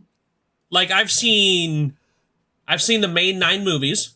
I've seen Rogue One, which I absolutely loved, and the first 3 episodes of The Mandalorian. That's it. Mm-hmm. I've not watched Rebels. I've not watched the Clone Wars cartoon. I've not seen the Book of Boba Fett. I didn't see Obi-Wan when it came out the other day. I just have it's not that it's bad, it's just I got Disney Plus from Marvel. In terms of Star Wars, I grew up reading the Legends books, the old expanded universe, but that's a discussion for another time. Yeah. But my point was, before I went off on a tangent, I know, a Xander tangent. Who knew? I do this in real life, too. This is not just an act. I do this in real life. Oh boy, I can testify to that. Exactly. I thoroughly enjoyed this, overall. Move Along Home notwithstanding. Overall, there wasn't a character I thought was bad because they were written bad. Like, all the characters, had their time to shine. Even, Jake and Nog had their moments where you can see, okay, we're moving them along. Jake was good because it's hard to write a kid as a kid, and it's hard to write for kids. Right. He was a teenager. We acted like that when we were that age. Oh, yeah. Because there was the one episode, there was this episode, matter of fact, the side point where because there was no class because Keiko was on her planet with her mom. So we find out that Jake's macking on some Bajorans. And him and Nog are like, hey, he talked to Odo because like, I can't find my dad. Odo's like, I'll look for him because he's not on the ship. Mm-hmm. And so it's like, yeah, how do you know? It's like, oh, we're going to check out the Bajoran transports. Yeah. And Odo's like, is that so you can check out the girls? And he's like, no. And then he kind of like, oh, shucks. And I'm just like, we were like that too. The truck's coming up and I know pretty girls. I would have stand there and watch the truck because there's pretty girls. He was kind of well written as a teenager. He was a teenager. Yes. But everybody as the main characters, even guys like the Taylor. Garrick was great. Like any of the side characters. Like there was depth, there was dimension, there was layers with the main characters. I wanted to see the characters again. The scriptwriters knew what they were doing. They knew how to build the characters. Yeah, like I wanted to, like once you establish that the Odo and Quark relationship, I wanted that all the time. Right. You know, Kira was my favorite character. Like I said, she's worthy of Mjolnir. Mm-hmm. Kira's my if out of the characters that we've established so far, not even saying Q because Q's only on one episode ever in the entire series. Right. If Kira is my favorite character so far, who would you pick as your favorite? I'd have to say Commander Sisko. Okay. Very, very viable choice. Sisko would probably be up there, but I just like Kira a little bit more. Sisko is on what he perceives as the frontier, like Bashir said. He doesn't have much support, so he's got to get creative. And he does that very well. And Bashir was the same way. Bashir joined Deep Space Nine specifically for the frontier. Yeah, Kira did have to point out to him that it's her home. It's not the frontier to her. Yeah, and that's why I liked it. She's like, I'm doing that. You guys are doing this because you want to. Kira's like, I'm doing this because I have to for my people. Right. Like, you know, they had a whole discussion about one man's terrorist is another man's freedom fighter. Yes. So, and like I said, that makes me want to watch the more episodes, and I want to see more what they do with the characters. And they even said that this is the one of the weaker seasons, anyways. And then I think they said season 4 was kind of better than 1, but meh. But every other season is amazing, from what I hear. That's about what I've heard too. Including like 5 or 6. Once they start doing the Dominion storyline, yes, I heard the show is so good. That's what I've heard too. Like, I've heard this is considered one of the better series overall. So, tangents aside, we're looking at 2 hours and 40 minutes right now. This is going to be our longest episode yet. By a very wide margin. So, thank you everybody for coming out to this for the first time we do a series. And so, next week we are doing the D in DNA. It's the Dropkicks. We're doing the week of March 2nd, 1993. We're about a month and a half out from WrestleMania 9, which, whoo. Now I'm looking forward to that. No. Could be worse. Could be WrestleMania 11. Anyways, so the week after that, in 2 weeks, we are going to be doing the latter half of Season 1 of Deep Space Nine. We're going to be doing episodes 11 through 20. And going forward with dramatic series, just because it takes about 2 to 3 times more work to do one episode of a drama because we're doing 40 minutes as opposed to like 15, 20. Right. So any drama, we're going to split into 2 episodes. Mm-hmm. So we are going to do, in 2 weeks, we're going to do the latter half of Season 1 of Star Trek Deep Space Nine, which I'm actually looking forward to doing. Mm-hmm. You can find the podcast on Twitter at capital D and capital A Podcast 1. We are on Stitcher, Spotify, Apple Podcast, and if you guys also use Good Pods, go ahead and look us up there. You know, and we're also on YouTube. Like, subscribe, 5 stars, 2 thumbs up, whatever rating it is. You know, obviously, you know, we want you to give your honest rating, but the better ratings, you know, the higher we move up on the phantom algorithm that nobody knows how the algorithm works. Every bit of engagement is what tells our hosters that we're worth keeping. Basically. You can find me on Twitter, Instagram, Twitch, TikTok, most social medias at Xander Invictus. And I can be found on most social medias at Big Bocht. So, thank you everybody for coming out to episode 16 of the DNA Dropkicks and Attractions podcast, and we will see you next week. Take care.